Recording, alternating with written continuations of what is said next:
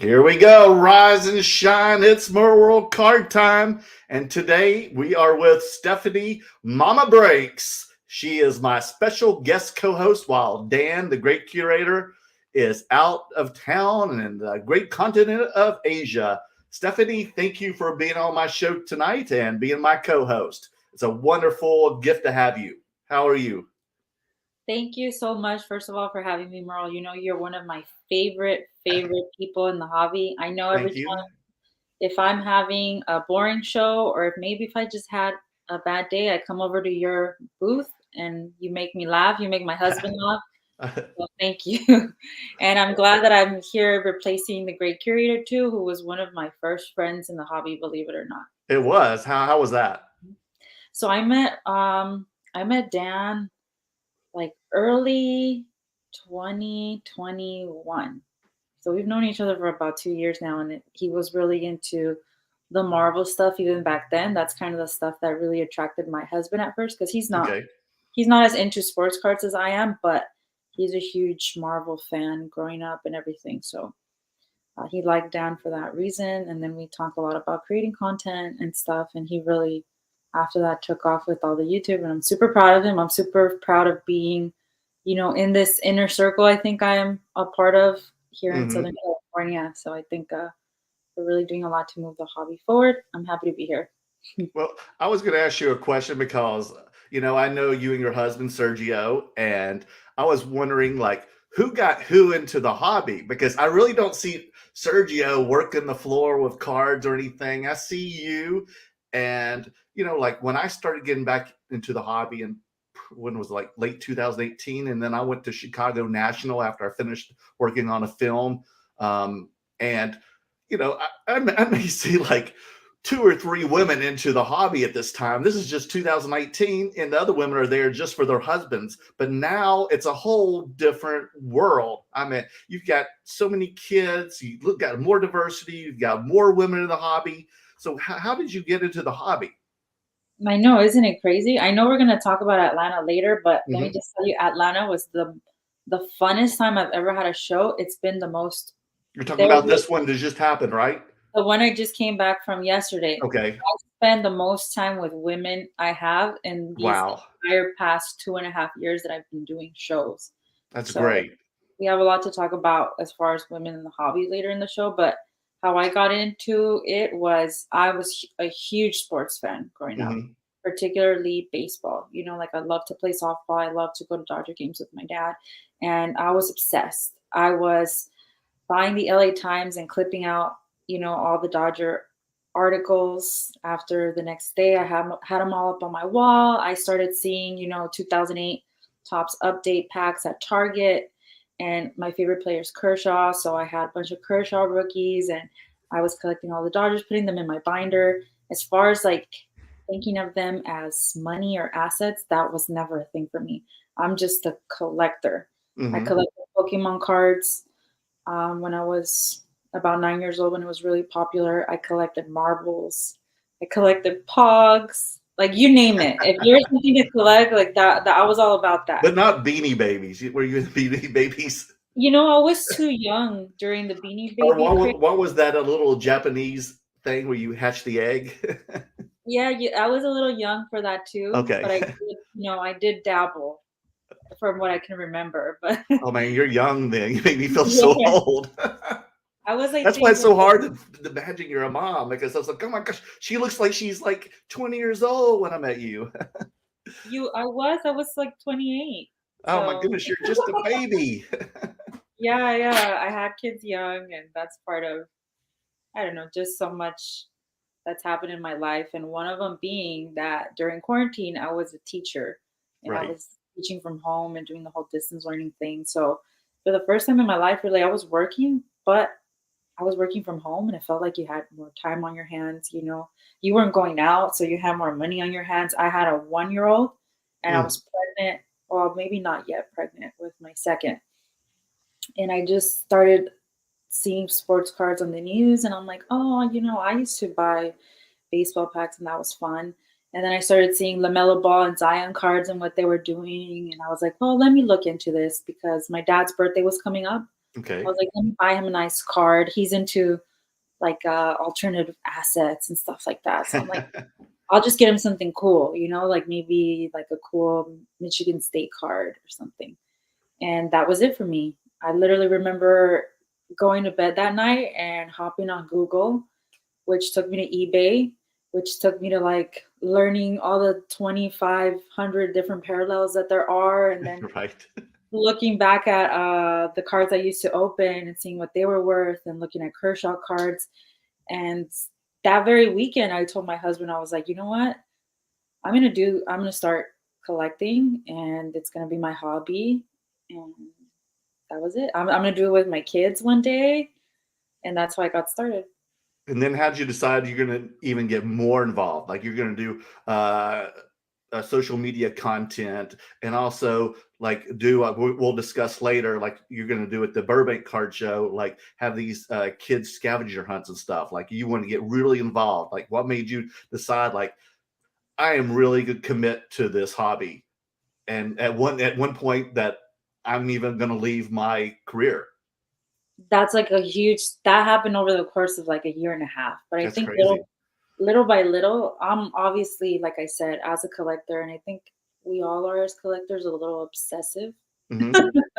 I started getting obsessed with these things and joining breaks and break rooms. I started really enjoying that. And obviously there's like a rush that comes to ripping cards and getting excited about things. But one thing that I really enjoyed was being part of a group that we did breaks like every Tuesday and Friday. And those people started becoming like my family. And I thought I had such a good time spending time with them. And this person who's a breaker is really cultivating a community for us. And he stopped doing it as much. And I was like craving that. I was craving like my community back. And my husband's like, you could be really good at that. Right. And I'm thinking like, no way. I was still a really shy person. If it wasn't for teaching online, I really wouldn't even be comfortable doing something like this or breaking that. Teaching online really took me out of my shell because I remember the first time I had to teach a class online, I was like Oh no. hyperventilating. You're I was getting like, I anxiety can't believe attacks from it. I swear, like these kids were looking at me. Some of them didn't even have their cameras on, and I'm like, what am I doing? But little by Oh little, no. you practice and you get better, you get more comfortable on camera and in your own skin. So that's why I started thinking, let me do breaks. Or it really started before I started breaking, it was the content because I Hmm. talk about this a lot too. I craved coming from a world where right before this, I would say my quote unquote hobby was baby food. I know it's so funny, but It was again, what? making baby food. Making baby food. Yeah, so my baby, he was one, he was just starting to eat and I was making him baby food and it was super fun. I had like my NutriBullet and I had these cute little things in my recipe books and I was constantly making him food. And I went to Instagram to find a lot of these women that were like baby food influencers really.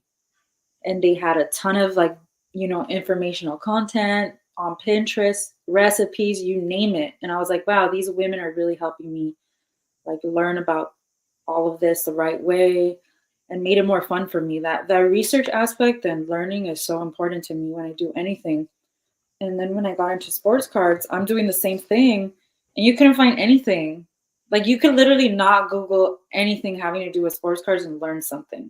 It Hmm. was extremely hard. Even now, I don't think we've really touched the surface as far as educational content that we could create online or even just like a relatable content. I still think we've barely started. So that's where like the content and the little reels and the helpful stuff that I try to create came from that like craving of that type of content that didn't exist. So Well, thank goodness we didn't lose you to like baby food content, and we have you oh my now in goodness. the card hobby. I would have been the baby content guru.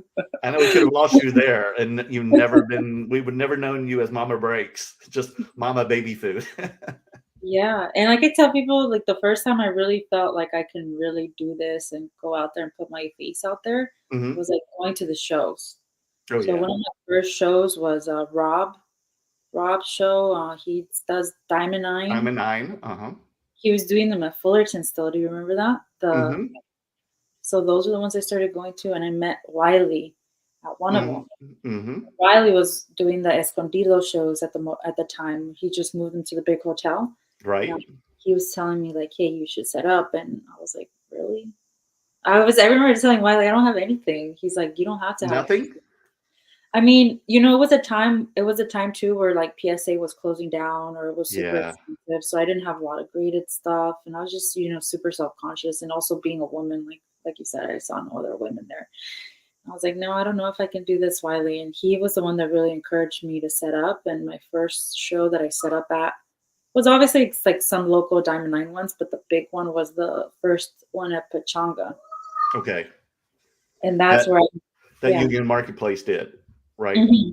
Okay. Yeah. So it was And with then what was your like cards you first had on display? Do you remember, like, for the most part? You don't have to tell me anything specifically, but were they mostly just baseball cards or what? Oh no, I love that you asked that because they were mostly SGC graded cards. So Okay. I recognized, the importance of grading when it comes to making a profit on cards. I mean, it's so hard to flip raw.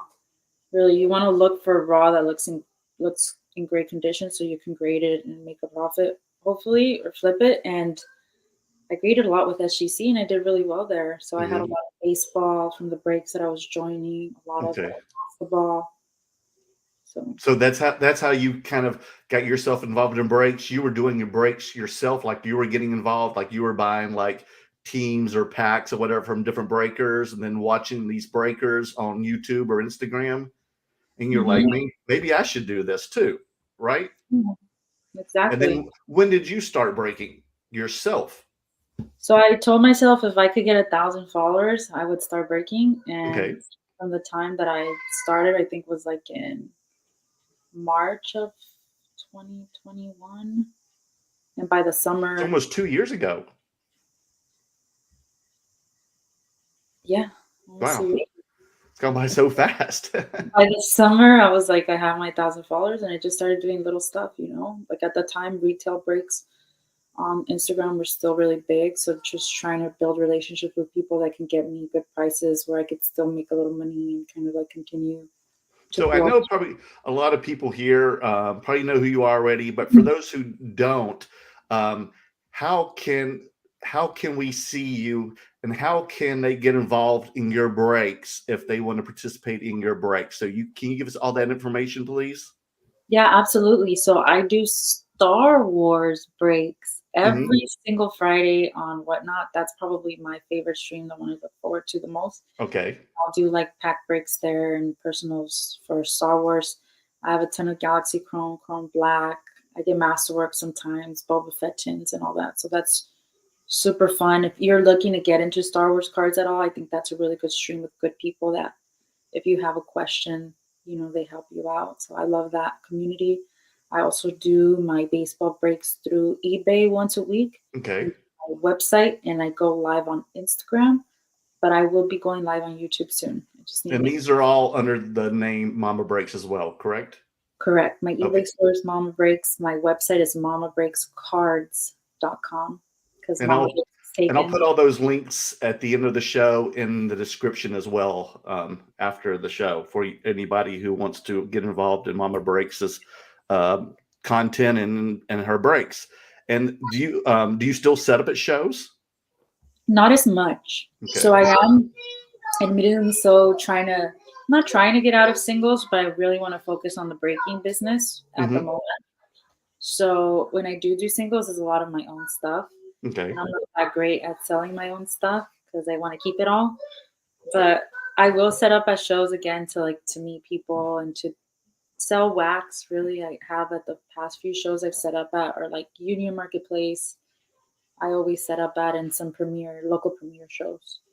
Now, when did you start getting involved in other things besides just sports, like non-sports? Like, now I see that you're always getting involved in Star Wars. You also mentioned maybe Marvel, maybe some other stuff.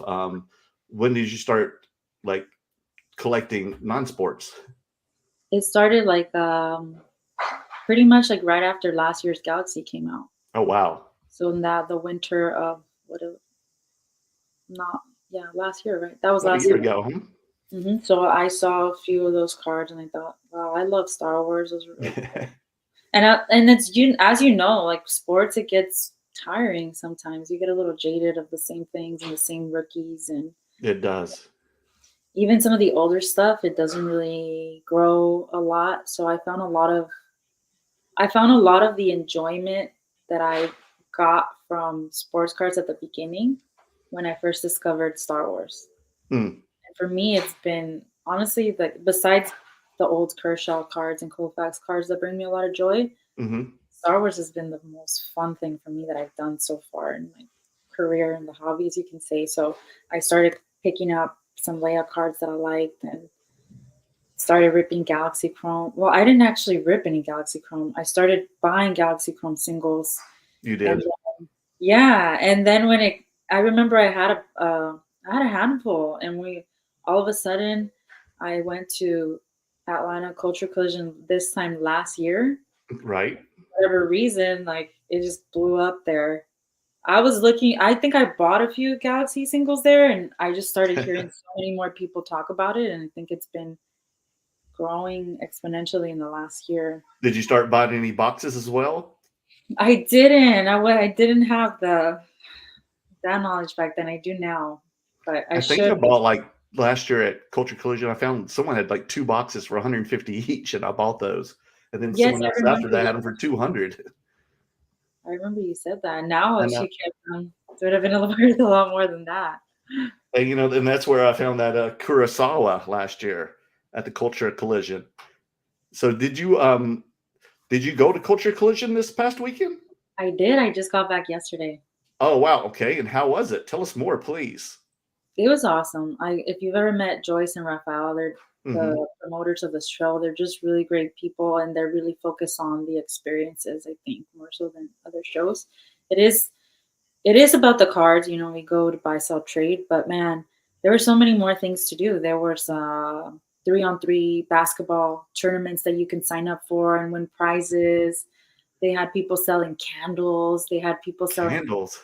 yeah, artisan candles. Okay, they were candles shaped as like sneakers and dogs. It was cool, and they had sneakers, Funko Pops, toys, memorabilia, and besides, the trade floor, we Hmm. had a card star game that I was a part of where we Okay. played versus influencers. So on the West teams, just so you have an Was this idea, a basketball game? it was a basketball Okay. game, and we played it actually at the Overtime Arena in Atlanta. I don't know if you're familiar with OTE and that whole program that they have for No. kids, but it was a beautiful stadium. Is it near the venue? The It's about Marriott there? 20 minutes from the venue. Okay.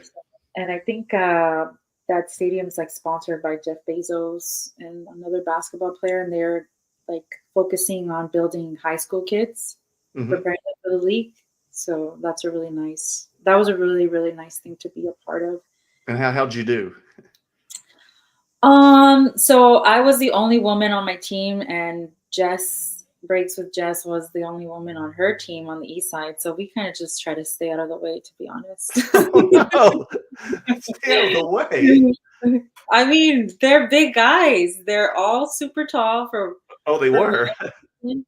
For whatever reason, I feel like people in the hobby are tall. Do you think that too? I guess so. I I don't felt know. really, Really. I felt really small out there. I was trying not to get crushed. I did have some blocks. I had an I would assist. have been crushed too if I was out there. I missed one shot. And the west side, unfortunately, Merle, we did lose Oh no. How bad? by 4 points. Oh, that's not bad at all. At least that's respectable, right? Yeah, and Chad Blez, he He almost danced. he did dance. He Okay. almost had the game in the last second. So it Oh was fun. wow. Yeah. So what else did you pretty much do while you were in Atlanta at the Culture Collision show? So my goal was really to meet as many people as possible, network. There was actually someone I want to give a shout out to, at Gramps 2009 on Instagram. He had the only Star Wars only showcase.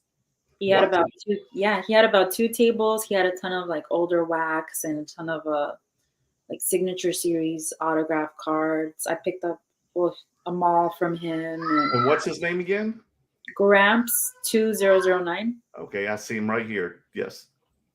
Yeah, Doesn't have any followers. he had a bunch of like old 77 sets, and he was just really cool to talk to, and his experiences and like finding Star Wars product where he's from. He tries to pick up the older stuff, and he's actually going to be a vendor at Star Wars Celebration in London. He Oh just my got gosh, for real? for real. He just got approved, so he's super excited about that. Oh wow, that's going to be exciting. Oh, he was the And- guy that has the Darth Vader tattoo. yes. Oh, that you took a picture with. Okay, I guess now I notice him. Yes. He's actually he said he got that tattoo from like a tattoo artist certified by George Lucas. Gee whiz. Yeah, he's like he met him at some Star Wars celebration a few years ago. So that was really nice to listen to him about that. And really walking around the show, anybody that saw me was like, "Hey, Mamabreaks, have you seen the Star Wars table?" I'm like, "Yeah, I know him." We had like talked a few times before the show. Now, did you buy or sell anything while you were there at the show? I didn't go with the intentions of selling at all. I did try to buy a few things. I bought I bought Kobe's that I saw. Not enough. Well, not as much as I saw the year before, actually. And one thing I did want to buy was a Mandalorian comic book. Hmm. Now, I don't know anything about comic books, so forgive me. I'm not going to try and say I know anything. This particular comic book was a Mandalorian first issue. I think it's the regular one, like not a variant, but it Okay. was by the cover artist. So this is just a lesson to everyone. I saw it on Friday. And I was like, okay, this is really awesome. But the only reason I had reservations was because I don't know much about comics. I thought, let me do some research. Understand. Let me do some research tonight and see if I want to buy it or not. I didn't even end up doing the research. The next day I was like, I'm just gonna go get it. And as soon as I got to the table, someone was looking through the box and they bought it right in front of me. Someone bought it right in front of you. Yeah. Oh no. Is it graded or raw? And how much was it? It was graded. It was like $150, but Oh, that's it's like it. that's it. But it's like when that happens, because that's happened to me with bigger cards, and I learned my lesson. So I have some of my best cards are ones that I've made in the moment that you kind of like Hmm. are like, oh, should I wait? Let me think about it. I'll come back around. Those are the cards that do not last long. So you just gotta go and get them. You And this do. obviously was a comic book, and again, it was only $150. But I thought to myself, honestly, I could probably find something better at the show. Hmm. And I looked and looked and I didn't. So I was like, let me just get that one.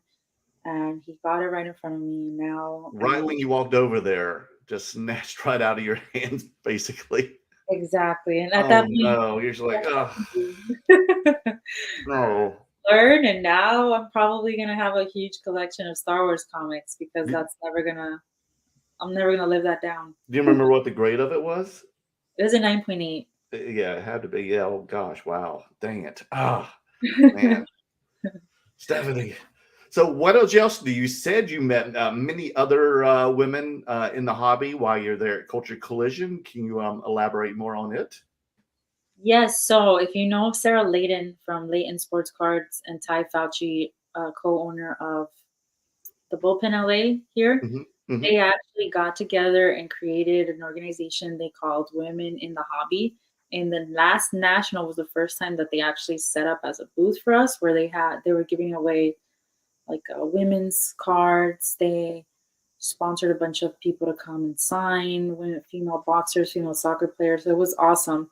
And they're really going to take that idea moving forward and try to have a presence at as many shows as possible to kind of like, show that women don't have to feel uncomfortable going to shows, because that is a real thing. What's Like that?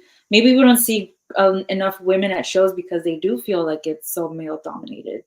Oh, definitely. But I mean, you see but I mean, I noticed such a huge difference from 2019 when I first went to the National. That was the first card show I've probably been to in 25 years. was the Mhm. Chicago National. And I'm like, oh my gosh, it is just a bunch of middle-aged white guys. I can say that because I'm a middle-aged white guy, but I'm just like, oh my God, it's just white dudes everywhere. It's just, older white guys. But now like I see a little more diversity with, different other races, with women, even with like younger people. I didn't see many even young people in 2019, and now to see younger people, I mean, people in their teens, 20s, it's a blessing. I mean, so every time I go to a show, I see more and more diversity, which is good. I mean, of course, I agree. I think we need more diversity. And like you said, you probably think that there definitely needs to be more women in this hobby, and they probably, like you said, feel more intimidated. So, what can we do to bring them more into the hobby? What's your advice? I think exactly what Sarah and Ty are doing. Just have a place where if girls or women feel like they can go to hang Hmm. out. And that's exactly what the booth is. We had a ton of women there throughout the day on Saturday when it was super busy, and we were ripping packs and we were talking about women's sports cards, and we had a lot of men actually come up and buy women's sports cards and learn a little bit from us about that market. And sports card investor Jeff Wilson, he had a kids trade zone Mm, where he had an area for kids to hang out, and he had his team kind of working on helping them navigate market movers and find prices for their cards so that maybe they don't feel as intimidated going up to tables to purchase cards or trades and stuff like that. So I mm. think those are really great steps in the right direction, and that's what we're going to continue seeing more women and kids. I had a women's dinner.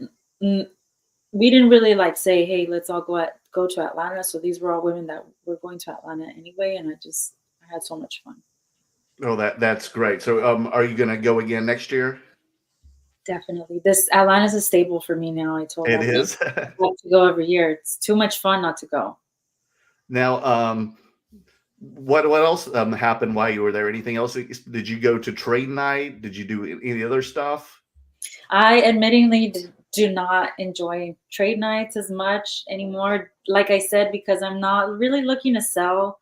I'm kind of just like looking to pick up and get into more rare stuff. And really, I Yeah, haven't what had. are you looking to pick up? What is your some of your goals in 2023?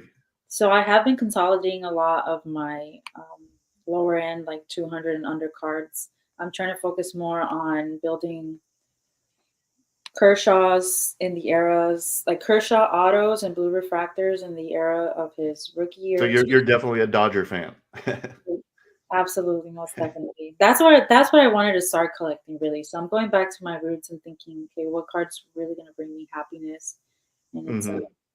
Kershaw autos, Sandy Koufax rookies, Kershaw Sandy Koufax duels, and Julio Urias is like our most recent Mexican starting pitcher. His Right. rookie cards, and then I do want like a Fernando Valenzuela Urias Ooh. duel auto too. I'm really Ooh. into to Dodger pitching. I know it's weird, and that pitchers aren't as like they don't grow as Or much. Fernando Venezuela, because that was one of my favorite pitchers when I was a kid. Because I loved the Dodgers as a little boy, believe it or not. Even though I grew up in the South, and I eventually swayed from being a Dodger fan to a Braves fan until I moved here. Now I'm a Braves and a Dodger fan until they play each other. Then I have to flip a coin. But is Fernando Venezuela card still highly sought after? No, unfortunately, not as much. Like I guess like any, it has a lot to do with the era. Okay. 1980s baseball cards are just not as valuable as most. But yeah, if you get them in high grades and you get the right like the PSA DNA authenticated Hmm. autographed ones, they're pretty valuable. Oh yeah, because I mean that. I mean he definitely has a sentimental spot in my love for baseball at the time. I don't watch baseball as much as I do used to, but man, that was definitely my favorites. I can't even believe like who was I talking to earlier, like Steve Garvey. I can't even believe he's not even in the Hall of Fame. And that Yeah, was one of my favorite players as a kid. I know. And unfortunately for Steve Garvey, like he signs so much now, so it's hard to Oh yeah. his autographs and cards valuable because he'll literally sign, and he's Now always around here. do you collect speaking of, do you also collect women's sports? Do you collect like women's basketball or tennis or soccer? You know what? I do not, except like I would say my only women's athlete player that I collect is Jenny Finch. She was a pitcher for USA softball when they won gold in the Okay. Olympics.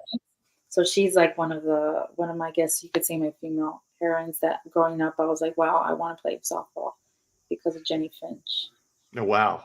I have a few of her, like her autographs. She has a Tops Allen and Ginter. She has some in her Arizona State uniform. So those are pretty One much of some of my my buddy Kelly knows her since he's in the oh, he does? softball thing. I don't know. I have to ask them. Maybe they know each other since they're both in Oh, I know softball. Kelly. You I know have Kelly Regum? Yeah. yeah. I have Kelly's Allen and Ginter card signed. Yes, I You do do too? too. Okay. Oh yeah. That's how I that's how I contacted him or harass him all the time. I hang out with him when we go to Dallas. Hopefully he's going to come here to Burbank next week. So Oh yeah. let's talk about Burbank. That's just, can you believe it? It's already going to be here. It's next week, right? Oh my Super God. Bowl weekend. Doesn't it feel like we just had the last one? Yes, I know. 6 months went like that. Like And, that. Seriously, and like what? to just like give Rob, EJ, and Jay all the credit that they deserve, man, what a feat is it going to be to put on what they're going to put on in 6 months? It's insane because if you thought the Burbank Card Show was big last time, it's going to be It huge. was just really packed last time. That's all. It was so packed. Like Yeah, it was just so, like, even around my table, it was so packed. remember. Like, I'm not going to complain about that whatsoever because I enjoyed it. But it helped my sales. I sold also a lot of products from Graded Guard, which I'll be selling again.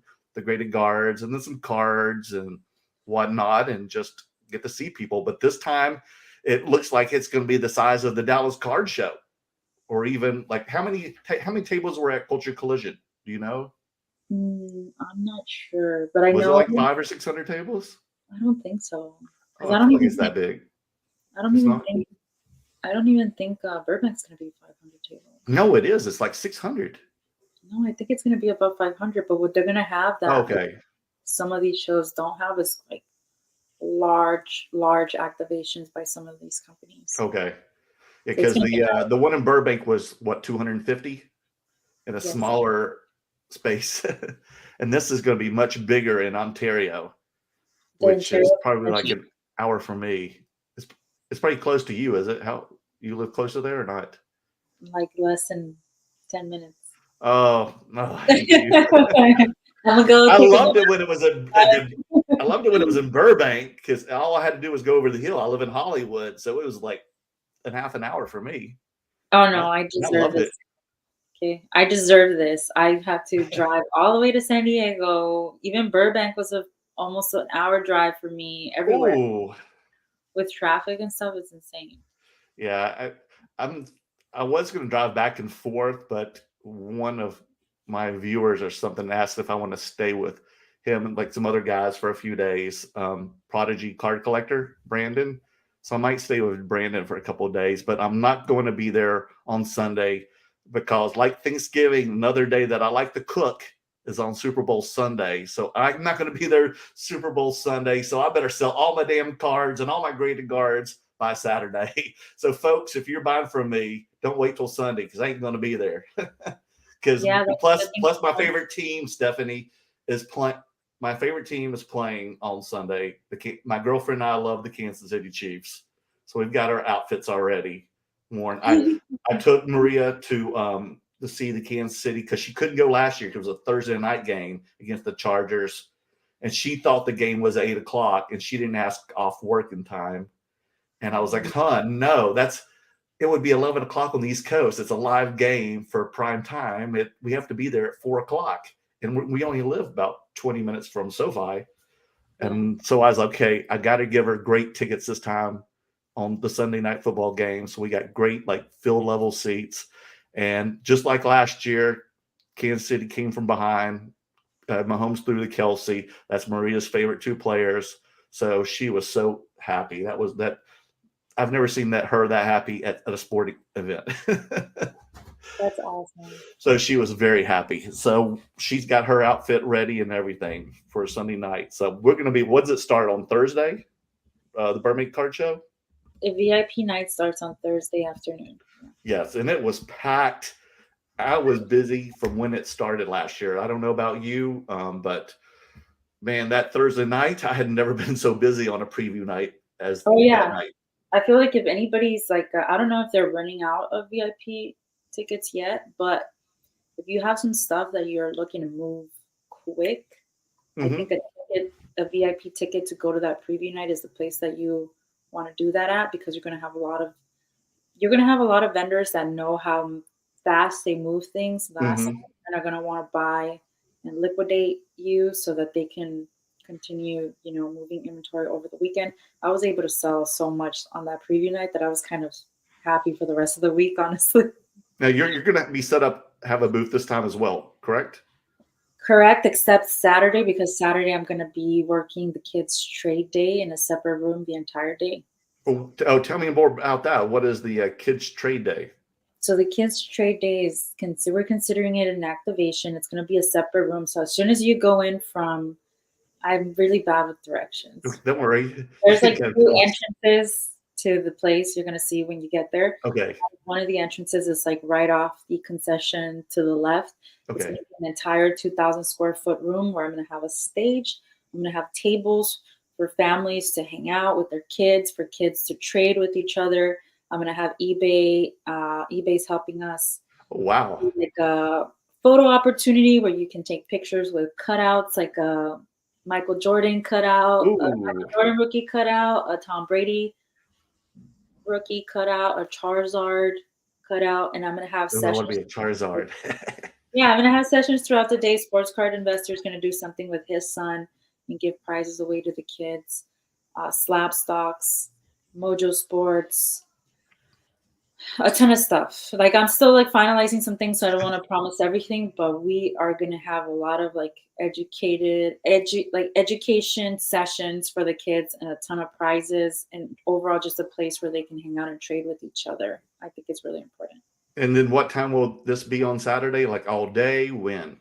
All day Saturday, so from beginning of the show to end. And will you still be doing the scavenger hunt that you normally do? We have some sort of scavenger hunt this time, but it's not the typical one that I Okay. usually do. We will have that for the one in Anaheim, though. So that's another one to look forward to. And then who are you going to pick to win the Super Bowl? Chiefs or Eagles? It's so cool that you said that, Merle, because now I'm thinking that we need to go to a Chiefs game together because my husband's a huge Chiefs fan. Oh, he is. I didn't know Sergio loves the Chiefs as well. Did y'all go this year too? We didn't go this year because we had so much to do with because Of we course. were moving You have a moving lot on your house. plate. But we went the year before to that Thursday To the night. Thursday night game, yes. Yes, that was so much fun. They even like it was so cold and raining. They even like closed the dome, which I thought was really cool. But Hmm. I was gonna It say, was so cold last year. I remember I had brought my ski outfit. I had a ski cap oh my on. I had like my gosh, ski jacket. we're I so was so freezing, and we were, California. luckily, and it was great because one of my buddies gave us. He had like club level seats, 50-yard line, and so he also gave them to us this year too. And I had already purchased tickets because I wanted to make sure um, I was secured. And then he called me like the night before and goes, Merlin, I still have these tickets.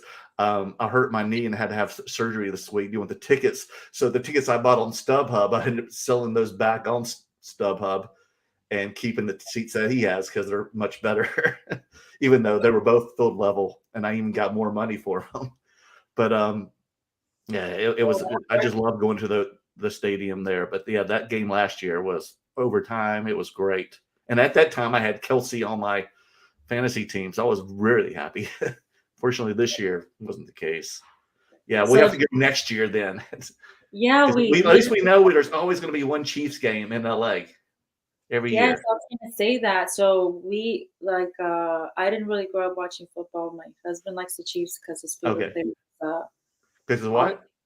because his favorite player was Joe Montana and Derek Thomas. Oh, So because okay, yes. And Joe Joe Montana, Montana played there at the end of his career. exactly. And then Derek Thomas was one of his favorite. He always loved the defensive players. And when we were like dating, he would take me to the Charger Stadium games against the Chiefs. Mm-hmm. And I'll never forget like the one game I was really excited for that he took me to was Mahomes' first start. What? Yeah, so back Wow. in 2018, I'm a big like I loved Alex Smith. That was like probably my That's favorite year. right. I really started falling in love with football that year because I started playing fantasy football at work. Okay. Like I learned the players and I had like Kareem Hunt on my team. I had a Kareem Hunt jersey. Oh my God. And the very next year, we knew Mahomes was coming up. So we got Mahomes jerseys and we're going to StubHub. His first start in the NFL was at StubHub against the Chargers. And Yeah, we didn't. in Carson, the soccer stadium in Carson, correct? Yes. Mm-hmm. And then we same thing. Like it was still so cheap to go to Chiefs Chargers They, games. they any Chargers game at Carson was so easy to get to, so easy to pull in and get out of there. It was like country club games Exactly. there. It was so relaxed atmosphere So like there. the field level tickets that you get now, I think we got it for less than half of that, and we're sitting right there. Yeah. It was just, I guess, me too. I was playing fantasy. I had Kelsey on my fantasy team. I had Mahomes as my quarterback. Mm-hmm. And we were just like, wow. It was an insane game. And I think since Mahomes has proved Wow. himself and what a great player he truly is since his first start. My husband was like, I did not expect that. This kid is good. Like, no mistakes. He just looked like a vet. It was awesome.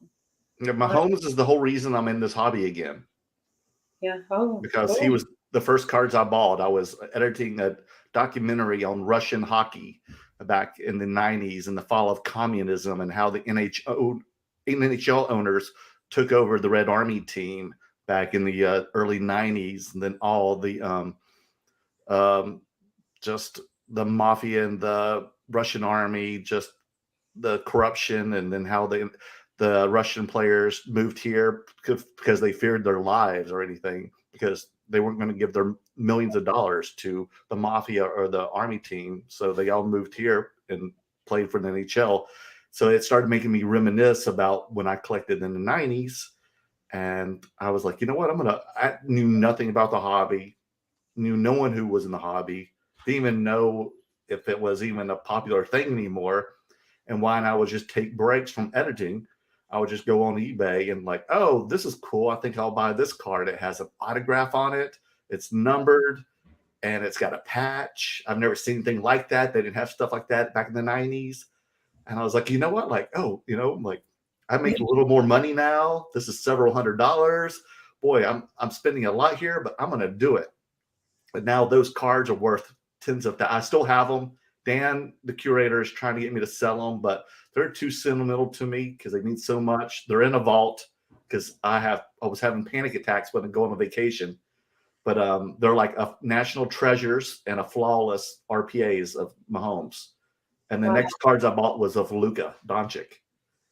But I Wow. also did that with Leaf too. I bought the Leaf cards because back when I was a kid in the 90s, that the Leaf was a premium brand, but I didn't know it was not that of a premium brand anymore. But I even made money on. I sold those cards, but I Yeah. still made money on them back during the pandemic. I think we all were, weren't you? Were you selling cards during the pandemic? Yeah. Well, no, I kind of just got back then, so Yeah, I well, I probably. think we all did. I mean, that was just prior. And like I Yeah, said, but then I didn't and make money from the prior And then start. and then I said, as soon as I wrap up on this film, because this film was just drove me bonkers. I was like, I'm going to treat myself. I'm going to fly to the National Chicago, and I'm going to buy tons of cards. And I bought like so many Zion cards at the time, Yeah. and just everything. I just had a ball. And then I ran into Jeff Wilson trying to film. I was like, dude, what are you doing? And he goes, oh, I'm doing this show on YouTube. I'm like, oh, do people do shows on YouTube? And then I started watching those, and then the pandemic, I was like, gosh, I wonder if there's content on the card hobby. I mean, really, I just like, oh, I don't know if there is or not, and just went down the rabbit hole. And I would stay up till 4 or 5 in the morning because I had nothing else to do. I would just sit there and watch content on cards. I would watch Sports Card Investor, Flippin' Steve, Personal Finance Dad, Brad, all those people, and just watch these people get more and more popular. I'm like, wow. And then lo and behold, before you know it, I meet those guys like a year later, and I'm all close to all those guys. It's surreal when you finally meet those people in the flesh after you've stuck in COVID and you've been watching them 24/7. And it was just the weirdest, surreal thing to meet them in person, and then finally be friends and talk to these people like all the time. Like I text them on the phone, or I call them, or I stay in contact with them. It's just the crazy, like that community is just so great. It's just a pleasure to meet not only you, but all these other people that are in this hobby who have done content. They just kept my sanity going, so kept myself sane through the pandemic, because of course I live in Hollywood and I was stuck in my apartment the entire time. And that's how I made it through. And then you grow so much with experiences like that. It's like you said, you kind of like have a reverence for. Oh, we grew up in the era of like watching TV Mhm. 24/7, so you grow a reverence for these people that are on TV, and YouTube felt like that a lot. And then you meet them in person, you're like, they're regular people, even more so in our community. So you're right. I So you definitely. said you also had like a lot of SGC cards. So I assume, were you grading your own cards, like you would prep them and everything as well? Mhm. So at the time, like when I really started wanting to sell, PSA was closed. And Okay. that you would think of that time, huh? And it's like SGC was, to me, it wasn't like people even today don't appreciate it as much. It should be appreciated in my Hmm. opinion. I was able to start grading there, and now it's obviously a lot easier to grade with PSA and everything. So. Now, what are some of your where do you see yourself for the rest of 2023 doing? Like, what are some of your goals here?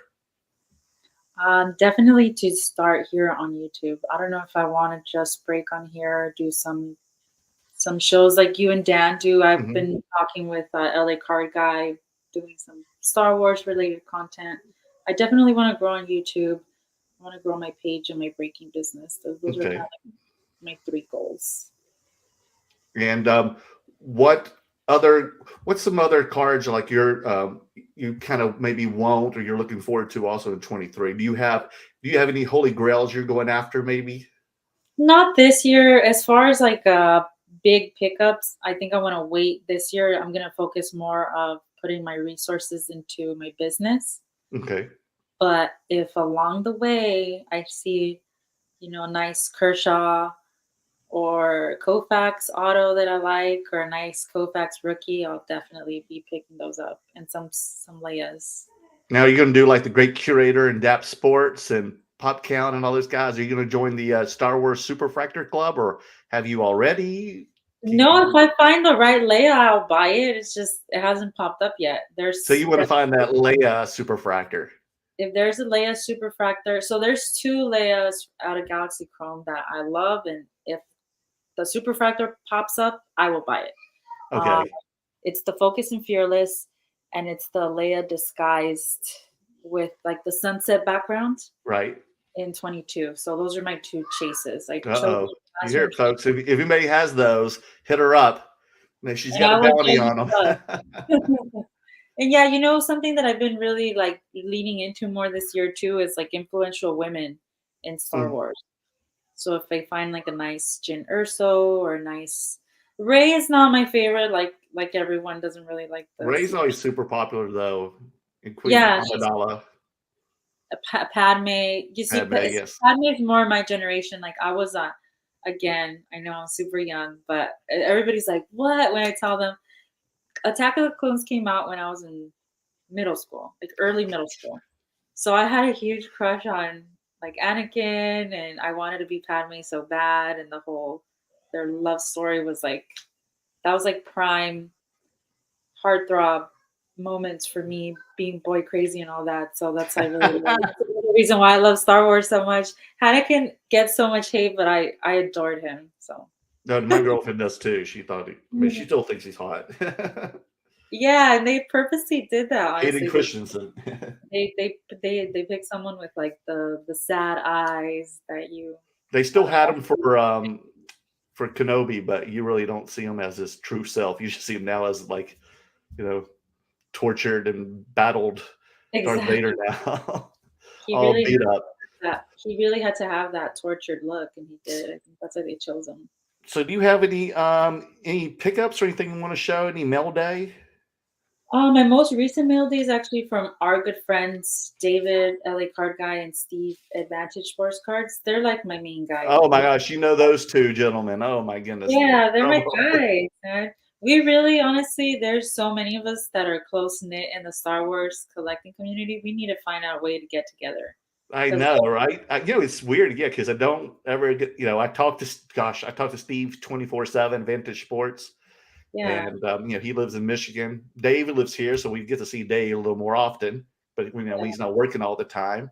But Steve has definitely educated me a lot in the Star Wars card world ever since I've known him for almost over a year now. It feels like yeah, he me he too. found me through a friend on Instagram, and before you know it, he got my number and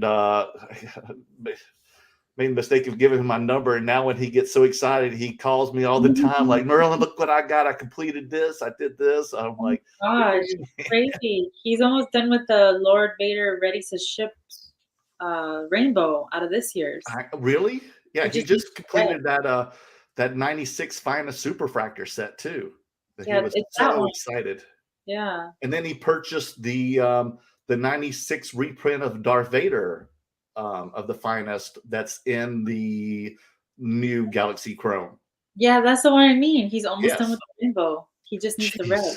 Oh, yeah, because that was like the last card he needed to get out of this 96 set. So now he wants to buy that rainbow, like you said. So he starts off with that superfractor as soon as it goes on sale. And I'm like, as soon as that Dan sent us a group message, like someone bought it, I knew exactly it was Steve. Yeah. And what I tell you, as soon as Dan texted me that, Mhm. it was weird. It was 1 to 2 minutes later. It's like Steve's ears were burning. He texts me and goes, Merlin, look what I just got. He No, was so excited. Steve messaged me when it popped up, and then I was like, "I hope that guy's not irrational and sells it to you." I know. Yeah, I knew he was going to get it regardless, though. He was just so like No, pumped but up you know, about it. like sometimes people have it up for like 10 grand, and you're like, "Come on." Yeah, well, that's a little too much. Yeah, Luckily, for him, he didn't have to pay 10 grand. yeah. I think he got it for a great price. Yes, I think so too. Most definitely. Got it early, got in, got out of there. That's the good thing. And Um, especially those like with significance being a 96 reprint, like people, it's going under the radar in the set. is there other reprints from the 96 set in this set? So when I Or is it looked at just the the Darth Vader? yeah, when I looked at the checklist beforehand, I saw a few that could potentially be, Mhm. but as far as I've seen so far, it's the only exact reprint out of a 96 set, which is crazy. Now, how do you feel about the new series 2, I compared think to series 1? obviously compared to series 1, it's never gonna be series 1. Okay. Series 1 is the first of its kind. I think they did so many great things as far as having, the toy insert set was huge. You got a lot of toy collectors in that way. Mhm. Um, the no borders is beautiful to me. I'm always gonna love that over the black border. Not that I hate the black border in series 2. It's just the no border in series 1 is classic. They had the artist names in series 1, which Yeah. they did this time. I'm not That sure what. that bugs me personally, because since I'm an artist too, and I've become friends with a lot of these artists, I got a chance to meet them because and talk to them and interview them on shows, because I knew who the artist was because of the back, and I was hoping to do the same. I'd find out who the artist was. I can find them on Instagram or through the other artists that I have become friends with because of Series One, but that is not the case this time, and I feel like that really hurts. It's really not fair to the artist. That's my own opinion. I wish they got more notice, just because they do all that hard work and it's beautiful artwork. They deserve to have that credit on that card somewhere. Unfortunately, they don't. Yeah, absolutely, I agree, and that's something that I wanna if I ever get to talk to someone at Tops, I wanna ask and know. I'm sure they have a reason behind it. Not sure if the Of reason's course. good or not, but I think another way that this set is lacking is in the sketch cards. I know that a lot of these artists were rushed. They're, I think, not as like easy to hit as the first series either. And then if you notice, a lot of them are coming out less detailed and in black and white because they were rushed. Okay. So sorry, my little one. No idea what's Don't happening. worry, don't worry. I always have a loud dog too, and Dan sometimes his daughter does this as well, so we're quite used to it.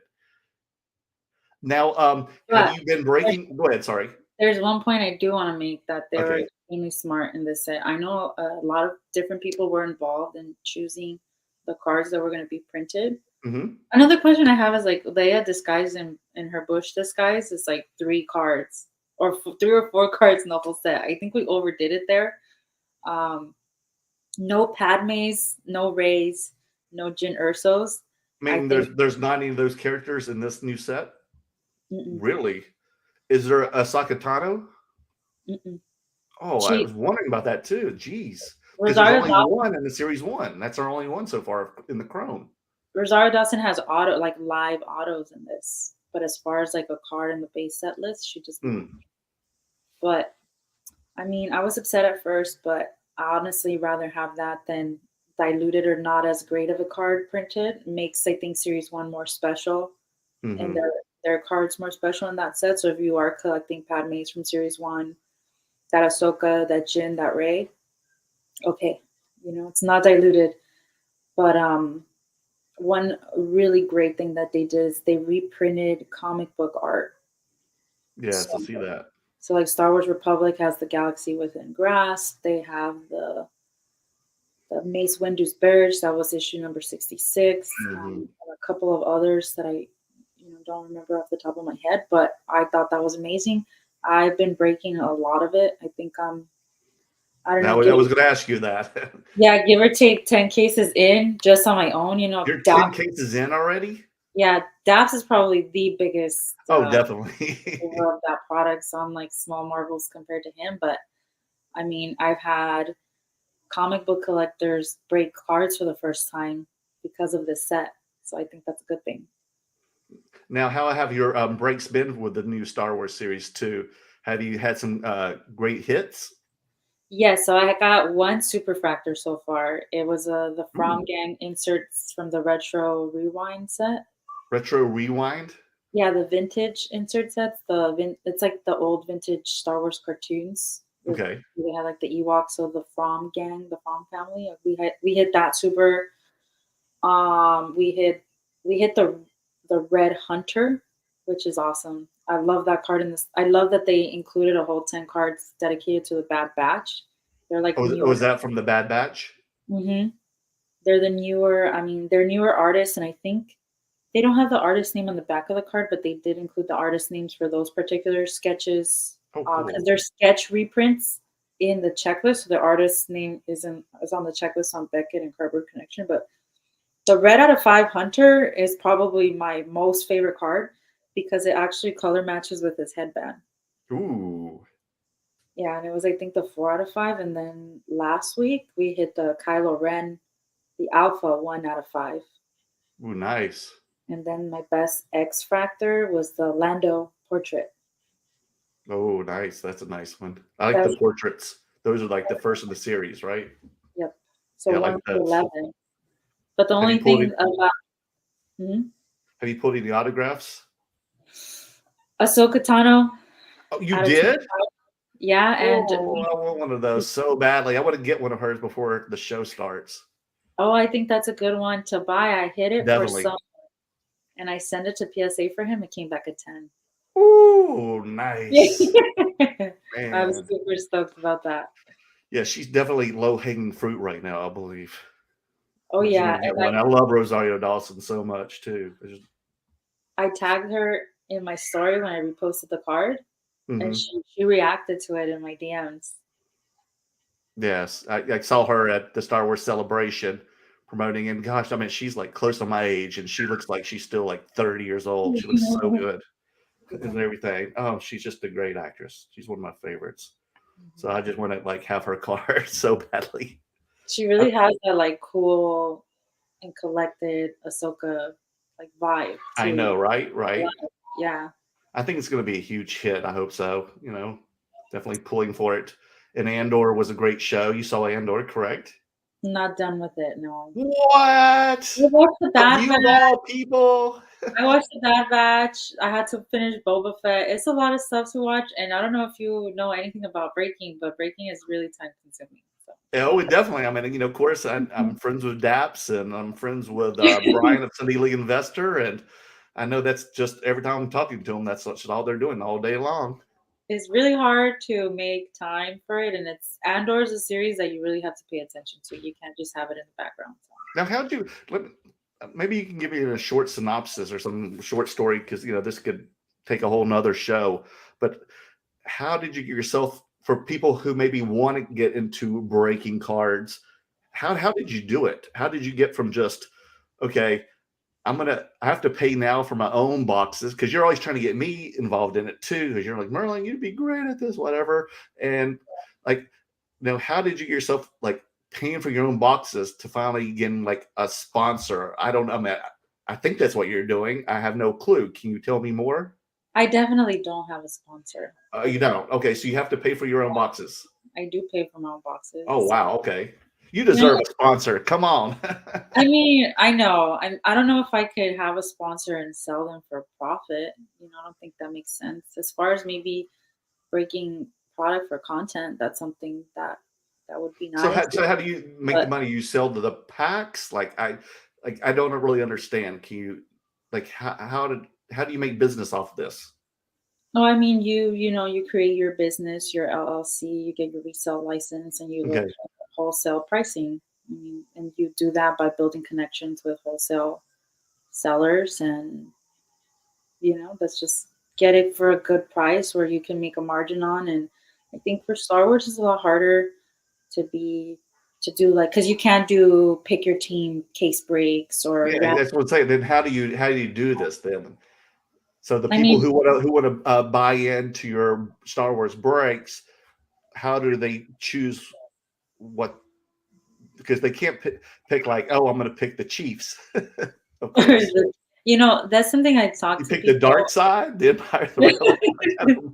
Just halfway, the dark side and the Jedi, the Siths and the Jedi, the aliens, the droids. I don't know. That I honestly think that Tops is working on ways to categorize the checklist Okay. in that way so that we can break, but obviously it's still new. And a way that I like to do it and that I've learned from other people really is the alphabet. Particularly, I don't like to do it that way because sometimes it means somebody gets nothing. I don't like to, I Hmm. really don't like to leave that as a possibility for people. I want to make sure everybody gets something. So, but that's one way to do it where like the first letter on the front of the card goes to the letter that you got in a randomizer. Okay. You do like different sets of letters with like through A through H or A through Z or whatever you want to do.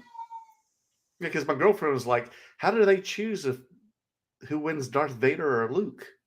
Yeah, so Darth Vader would go to D and Oh, it does. Luke would go Okay. to L. So this Yeah. is the common way you do it. No, this is the common way I see it done. So Okay. I've been struggling with this the past. Like I've been really breaking consistently Star Wars since the summer. I started a lot by doing packs. So pack auctions, Or they're just packs. yeah, Yeah, that sounds more easier to me. the auction feature on Whatnot really helps with that. And as far as like Chrome Black goes, I tried the letters, and as far as the Galaxy Chrome is going, I'll sell the packs before. So there's 18 packs. I'll sell 6 sets of 3 packs in a box, Gotcha. and we just rip. Okay. But on Instagram, if anybody's interested in even seeing how it works, I'm going to be live tomorrow night, and I'm doing categories. And how do you do categories? So the categories is by the subsets of the checklist, which means cards 1 to 50 base plus redemptions P1 to 4 is one spot. Base 51 to 100, including the base sketch variations of black and white, is spot number 2. Spot number 3 is retro rewind plus Galaxy gameplay inserts. Spot number 4 is the auto sketch or original trilogy concept art. And then spots 5 and 6 are obviously the chases, where it's 1 to 50, all refractors and parallels. And then second spot is 51 to 100, all refractors, all parallels. So that way everyone gets something. Okay. And even if you think, oh man, I got the Galaxy gameplay and the retro rewind category, somebody got a super out of that. So, and they paid $59 for that spot. And they got the super. They got the super. Ooh, boy. And it's just 50. Yeah. I mean, well, $59, some people is a lot of money. Not when you live in LA, it's not that much. But, I mean, yeah, that's a good turnover, definitely. If you're thinking good ROI. If you're thinking of it like splitting a box 6 ways, where you pay over $300 for a box, I mean, if you just want to me, I always tell people joining breaks is not by any means should you use the words ROI when it comes to joining breaks. True. You really just need to look at it as entertainment. Maybe Gotcha. maybe this is a set that you enjoy watching, and you want a little skin in the game in the next break, and you enjoy it that much more when you might hit something. Mm-hmm. But it should be like watching a movie where you may get something back. That's it. And most of the time, it's hard. It's hard to say you don't, but when you join breaks with the breaker that you trust, I take care of my consistent customers, and I'll throw in packs here and there. I'll throw in like different things that I get from the people I buy from, like promo cards and things, other cool Star Wars things I find. So definitely find somebody that you trust. And this is like great advice for joining breaks throughout sports. You find a breaker that you trust, that is honest and will get you your cards protected and in time, and really cares about, what you end up getting. I don't want any of my customers to feel like, oh, I shouldn't have done that. So I try my best to keep my customers happy. Okay, so if I want to get into this break, you say you can do these categories. So where do I go to find the categories I want to buy into? Is this off eBay? Is this on your Instagram? Like where? So the categories at this point still have to be random. Okay. I don't they really, are? Yeah, I don't really know a way to do like a pick your category, because I think it's not fair really to be like, oh, true, because you have to have the refractor and the parallel spots pay for the whole box essentially. So I do them random, and they're all 6 spots are $59 each. And where do we go to hit you up for this? I do these particular breaks on my Instagram, so at Mamabreaks. If you look at my page right now, I have a live set up for tomorrow night. Okay. And all the spots can be purchased through my website, mamabreakscards.com. Mamabreaks.com. That's where we can purchase. Mamabreaks cards. Mamabreakscards.com. Yeah. So Mamabreaks was taken. Crazy. Oh my goodness. He had to add the cards at the end. But if we go to that website, mamabreakscards.com, then we can make that $59 purchase and then watch you do it. They open the breaks, do the live on Instagram, right? Yeah. So I have spots open right now, and I'm going live with them tomorrow night. And then I can also do personals. I have a whole if you check on the menu page, I have a whole menu for personal boxes that you can open too. I have fresh cases of Topps Star Wars Topps Chrome Black, Topps Chrome Black Baseball Finest. You're doing baseball too, and what else are you doing? I'm primarily focusing on Star Wars and baseball because that's your 2 favorites. What I enjoy the most, exactly. So I think that's important too. Like you talk about any advice for people that are starting to break.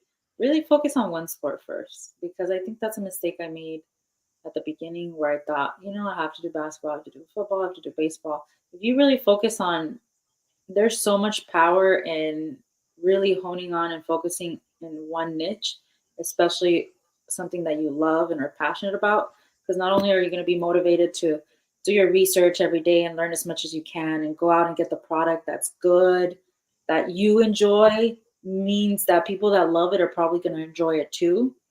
Get better pricing, and people know you as like, oh yeah, this guy always buys football. Hmm. You make that name for yourself. I think that's the best way to start. I tell you what, the funniest thing is to watch people who do breaks, and they do breaks for soccer, and they know absolutely nothing about soccer, and Yeah, watch them try to pronounce all the soccer names is the I most mean, hilarious thing ever. soccer is so hard to pronounce. So I'm like guilty of that when it comes to I watch I know, I'm guilty of them when it comes I watch primarily like UEFA and MLS. But there's product that sometimes gets offered me that I think is a really great price point for my customers, and I want to provide them value. So like Bundesliga product, for Hmm. example, is really well priced, I think, for what you can get. Like you can get Jude Bellingham autos and even Holland Hmm. or anyway. But some of those German names, man, it's rough. Yeah, or like, yeah, Eastern European names are pretty tough too. I mean, when you have players from all over the world, there's going to be quite a few people you just don't know how to pronounce those names. You don't know what's silent and what's what. Yeah, So and it's pretty funny. you can definitely enjoy the sport, and maybe, like I said, you don't. Who has time to watch like every single sport? That's why I say it's so It's important to pick tough. one. But let's say, like I said, my reasoning behind Bundesliga was providing value to my customers. Just be completely honest. Don't try to make yourself seem like someone you're not and say, hey, I wanted this product because it provides a lot of value to you guys, in my opinion. But I'm not going to say the names right all the time. And feel free to make fun of Just me say that about guy. it. Feel free to make fun of me, laugh at yourself every now and then. People appreciate the honesty and the authenticity. So, It's great. Yeah, I'm actually buying, besides, my pop culture that I invest in that sell at card shows, the one sports card that I am like buying no matter where I am is Erling Holland. I am stacking up on my PC with Erling Holland. Everywhere I go, any cards I sell, any side money I use, I buy an Erling Holland with. And then yeah. wrestling too. I'm stocking up on wrestling because you may not know that Dan and I are doing WrestleCon at the end of March because Oh, WrestleMania is here in Los Angeles at SoFi mhm. Stadium 2 nights. And that entire week, the end of March, because WrestleMania is April 1st and 2nd, which is Saturday and Sunday, that all the independent leagues from all over the country are going to be, all the wrestling, like all over the country is going to be here that week. It's going to be ridiculous with wrestling. It's going to be all downtown. The WrestleCon is at the Biltmore Hotel, the Millennium downtown, and then all the wrestling is in that area too. So the convention will be over like 2 or 3 in the afternoon. Then everybody heads to the shows those nights. So Dan and I are going to be setting up for our first WrestleCon. So I am like buying all the wrestling I can right now. So And there that you have was one it. of my biggest sellers at Dallas Car Show. I sold a lot of wrestling, and at the National, that was, besides Star Wars, wrestling was my second most popular um, genre of cards, and it's Yeah, really picking up. Do you open up wrestling? Do you do wrestling? I do open up a lot of wrestling for like I guest break for bullpen. Hmm. So I have ripped up quite a bit of WWE Revolution. Whatchamacallit, Chronicles is a really fun rip. It has a Oh lot. yes, I opened up a box of Chronicles Yeah. Saturday when I was watching Royal Rumble, and I did really well. I pulled a one of one of a Wow. woman prospect, and then I got an autographed Bianca Belair and a Mm. MVP. I got great cards. That was a fun rip. I don't know how many you've opened. That was my first box, and it makes me want to buy more boxes of it.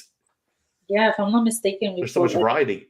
I don't know the modern wrestlers at all, but I know like Triple H is in it, and those are like the Hmm. ones I know when I Yeah, was that's growing. like more your time. Yeah, I hadn't Yeah. watched wrestling for like 20 years, and I just started watching it since the last few years again. I'm back Okay. into it again because I'm loving it. So I'm having a good time with it, and I built a good clientele of wrestling fans who buy a lot from me for my cards. So they will hang out on my table, me, because I'll talk to anybody. So we'll talk about wrestling, and they'll just hang out at my table for hours. I even had a wrestling family that has like come to my table every time I show up at Dallas, and it's like a father and a daughter and a son, and I think they're like 10 and 12, and they just love hanging and talking to me, and they go to every wrestling event in Dallas, and they were so sweet. At the last day of the show, they offered to take me to the airport, and they dropped me off at the airport. Wow, that's I incredible. And know. Yeah, people are so nice to me. It's what I love about this hobby. That I mean, you're that so people go nice. out and they give me lunch, they give me dinner, they pay for things for me, and they take me places, and I don't even ask for it. I feel so humbled. I don't know about you. Do you feel the same way? It's a testament to you and the way that you make people feel more. Yeah. Because I I mean, I would, don't think Sergio would want people to take you to the airport, strangers to the airport, but no, I don't think you would. but I told Maria, I was like, the whole family took me to the airport. They were so nice. Yeah, I think I got that comment this weekend. Like, hey, they're like, Stephanie, everybody loves you. And my first reaction to that was like, I really love everyone. Like, I love people. You do. I don't feel in any way like I hate the word fans or followers. I really do because I feel like everyone's my friend. There's no Hmm. one I don't reply to, and there's no one that really hasn't helped me in one way or another. So I think it's mutual love and respect. Do you ever have people like tell you, or even women like say, hey, thank you for all you've done. You really inspired me to get myself into the hobby. And, if it wasn't for you, I wouldn't be in this hobby. Have I've you ever had that response before? I've heard that a couple of times, and it's humbling, and it's also energizing. Of course. You feel like inspired and a real responsibility to keep going and doing the right thing and doing it for people like that. So I definitely feel so because for so many years, I don't know, because I'm an editor, and most of the time I'm stuck in a closet editing, and I don't really see anybody. I'm in a dark room. I don't even know if it's day or night outside. And after we came out of lockdown, the studios were still closed. This is the only time I got to meet people, and being so overwhelmed meeting people in the hobby, and just getting to talk shop with everybody, and how people tell you inspire them and everything just makes me want to stay out and be in this hobby, continue going to shows and just talking, because I love talking to people. Besides being by myself in a closet editing all day. So I'm trying to juggle both right now, and it's hard. I'm sure it's hard, being a wife, a mother, and breaking cards. yes, it is. I It's think one definitely. of my best lessons that I've learned as regard to that, because like told you before, I was a people don't believe me, but I'm gonna keep saying it. I was a very introverted person growing up in high Get school. out of here. Even a few years before all of this, ask anybody that I went to high school with or who knew me before this, they don't believe I do this. They don't believe this is me. Oh, I can imagine that. I've learned so much from people. Like it's insane. Like Of everyone course, yeah. has taught me something different, and I've grown the most I've ever grown in my life in these past 3 years. I've learned so much about money. I've learned so much about myself, Hmm. my strengths, my weaknesses. I'm really coming in and honing in on that. Because when you're running a business, you really have to embrace your weaknesses and see, okay, how can I have people help me with the stuff I'm not great at, and Hmm. because it helps you continue to be able to do the stuff that you're really good at. So I'm grateful. I think I'm a better mother for it, or I'm a better teacher, and I just hope to continue learning from everyone and helping grow the like Rob would say, Hmm. in the pie. That's what we're doing. Well, that's great. So let's get into the comments. I know you probably got to get back to your family. So let's get these comments, and then we'll have some closing statements, and then we'll let you out of here. Okay? How about that? We feel free to answer some comments. Let's go here. Yes. Denny Cars, firstly. Denny, he's the first one here. Oh, boy. Papa Jim. Stephanie, have you ever met Papa Jim before in I'm sure Dallas? I recognize his. I've not been to Dallas. Oh, I'm a you've never very been to Dallas. I did not know that. I just assumed you have been there several times. I've it's always always felt like like you were there. it's always smashed into other shows, and I just haven't made it out, but I need to.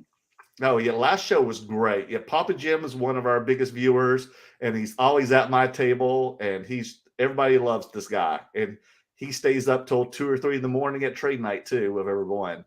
Woohoo. Hello, Merlin. Good to see you live, Mamabreaks. Love what you do. And for the kids at the shows, you'll do great tonight. Thanks, Papa Jim. Thank you, Yeah. Papa Jim. You got to meet him. He's going to make you take a picture with him, and then if you show up again, he'll have you autograph it. And he likes to frame the photos with all the content creators. That's his Awesome. big claim to fame. I think I've seen that. Yes. Adrian, CV Sports Cards. Hey, Stephanie, good to see you. Of course, my man Merlin. How are y'all both doing tonight? We're doing great. I'm doing great because I got Mamabreaks on the show here, man. I'm going to have to hire her and fire Dan after this. He's going to come back with no job. It's going to be Stephanie and Matt from DAP Sports always on here. 25 Perez, hand pink waving. I don't know what he means by that, but do you know? I think it's an emoji. So okay, gotcha. Emoji. His hand is pink. Denny Cards, that Tamagotchi. That's the egg thing. Yeah, that was around 20-some years ago, right? Yeah, I think I was early school age, so. That's when I first moved. That's when I moved here. I moved here in '97, Stephanie. Yep. After I graduated film school. First grade for me. Wow. That was first grade? Mm-hmm. Whew, my goodness. Denny Cars, teachers do the Lord's work. Thank you for doing that. Absolutely. And how long were you teaching? So I did, I was a teacher's assistant right out of high school. Everybody was getting laid off. I went and did another corporate job and I taught for 3 years before I quit again. So it's tough. My mom was a teacher all her life. I mean, I loved it, honestly. If this wasn't an opportunity that felt like I needed to really try right now, I would have still been teaching. That's good. Well, you like working with kids, and that shows. You got to use those abilities and those gifts into the card hobby. That's exactly what I'm trying to do. Mm-hmm. Exactly. Steve Dog, what's going on? Well, we're having a show, dude. How about you? Global sports card investor all the way from Australia. We have a lot of Australians, Stephanie. Good day there, legends. He always says good day because of the Australian accent. Good day there, Mike. No. Axel C. We love Axel. Let's go. He's always one of our favorite viewers. Denny Card, same word. Mama Bakes. Is that another alias of yours? Mama Bakes? Yeah. Did I say I used to be a bakery manager? That's what I did before. You did? Yeah. And were you actually known as Mama Bakes? No. I wasn't a mother then. Okay. That'd be funny, wouldn't it? Denny Cards, low-hanging fruit right there, Merle. Yeah, Mamabreaks is definitely low-hanging fruit. Steve Dog, CC, the art and Topps Chrome Star Wars Galaxy is crazy. Dude, and that's why it's so successful. Do you agree? Mm-hmm. They did a great job. Now, you think you're going to be breaking Star Wars for indefinitely, like the Chrome? I mean, I honestly don't think is as overprinted as we thought it was going to be, because it always happens where a series one's super successful and they're like, let's print 3 times more of the next one. I don't think they did that, because you can tell by obviously the odds when you look at the pack odds in the back, but a ton of reds and a ton of supers are being pulled every day. So it's gonna dry out towards the end of the year, I think, and then those remaining boxes are just going to continue to go up. Did you open up any for yourself for your PC? I did a couple of boxes. I am probably going to get some stuff graded. Again, the black border makes it super hard. Mm-hmm. And then the black border, also the black background, the edges are so crazy. They are. These cards. But I did just finish the base refractor set. Ooh, base refractor set. Mm-hmm. Wow, good job. And how many is in the set? So I still need a few inserts, but I have sets 1 to 100, the original trilogy insert set, and the base sketch variation set. So I think the only ones I'm missing are a few from Galaxy Gameplay and a few. No, Retro Rewind I'm done too. So cards 1 to 100 are completely done. Now, how many different insert sets are there? Do you know? There are 4. Just 4? Technically 4, yeah, because the base sketch variations, the ones that are black and white, that's a 4th insert set. It is. And that's new. That wasn't in the first series, correct? It wasn't, but it was. Right. I think a pretty cool addition, especially because they focused on making those the Bad Batch characters, and Bad Batch is probably going to have their own card set coming out pretty soon. They already did some tops now where, again, they're catering to kids, and they even have gum in the packs. Mm. Now, did Bad Batch season 2 just come out? Yes, it did. Okay, yeah, because I'm still watching season 1, and I think it's really good. I'm enjoying it. It's surprisingly good. It definitely is. Denny Card, y'all didn't tussle like Santiago and Seablees. Oh my gosh! So did you hear about that? No, what happened? So during the Card Star game, Chad Blez and I haven't heard anything. You're the first person I've talked to about the show because I'm going over to the Daps' office like tomorrow or Thursday, so I'll hear more about it. But so what happened? Tell me. Daps is a pretty good basketball player. He did pretty well. Oh, good. And so Daps was on my team. I had Sasha. I had Jay Mojo Sports. I had Chad Blez.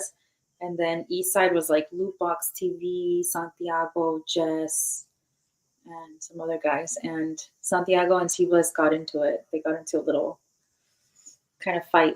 It wasn't a work? Like in wrestling, pro wrestling, it wasn't a work? So Blez is like trying to grab ball, and then Santiago ended up throwing the basketball at his back. So they got, I think they both got technical fouls. They didn't get ejected from the game? No, I thought they were, but they didn't. Oh, Maybe my goodness. Close to the end. It was Let's funny. see.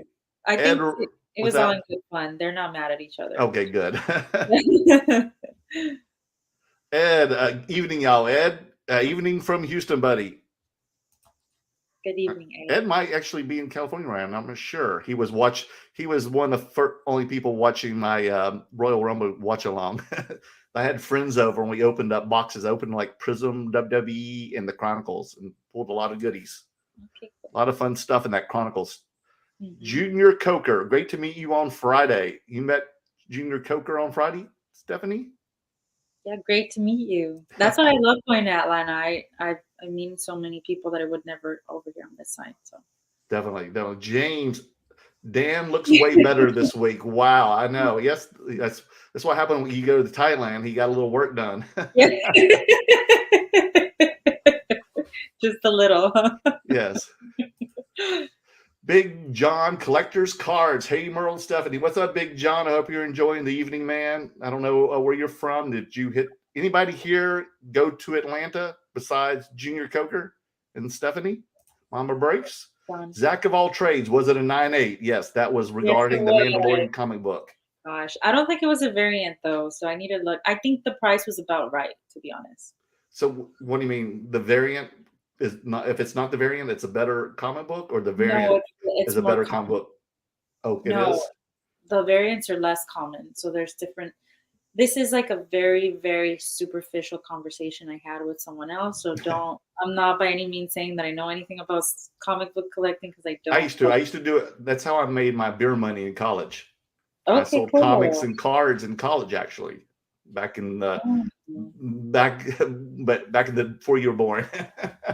So to my understanding, back in the early 90s. Yeah, that was before I was born. Sorry. Oh, boy. But to my understanding, some variants are more rare, and you just gotta like. I'm sure. Are so. Yeah, it was crazy times then, because that was like during the junk wax era when I was making. That's how I made my extra money in college. And I would sell comics and cards at card shows over the weekend in Tennessee. I went to undergrad at University of Tennessee.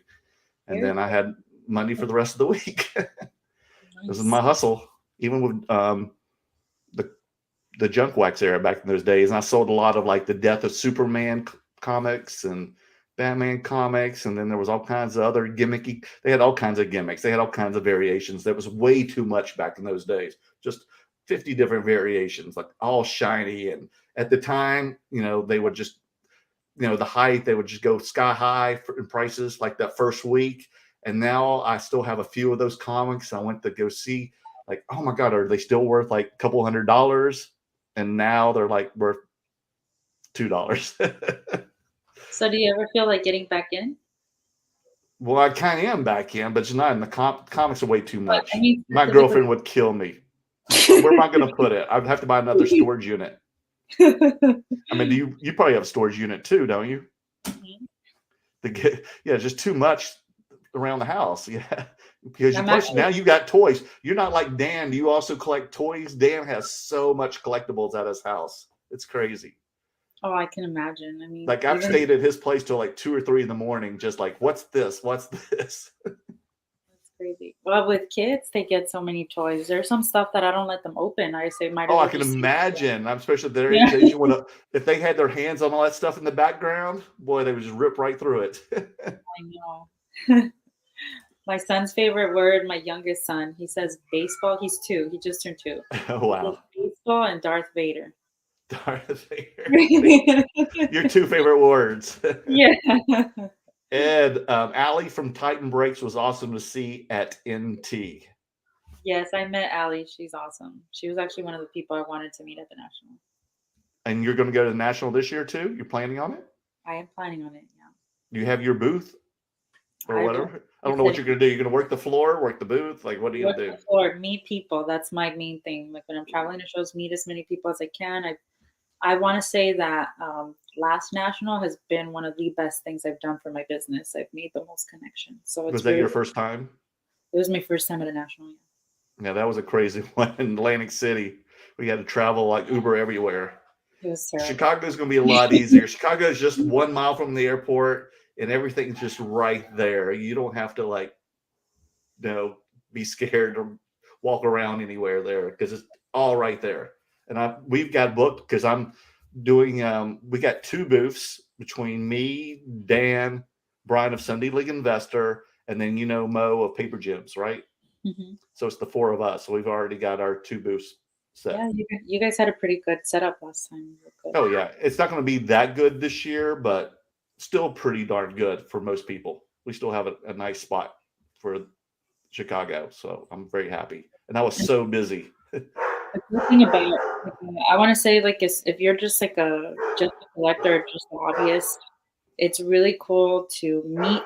Even if you're, I guess I was gonna say maybe no, if you're just a collector or hobbyist, or if you're just if you're really trying to grow your business, that's the place to go to literally meet everyone. No, most Everyone. definitely. It's just like cards 24/7. Mm-hmm. It doesn't quit. And card people 24/7. Yes, it is. James, Fernando Mania. He's also a Fernando Venezuela fan. Alex, I like BAS. What's he talking about? BAS? I'm not That's sure. his Gengar icon there.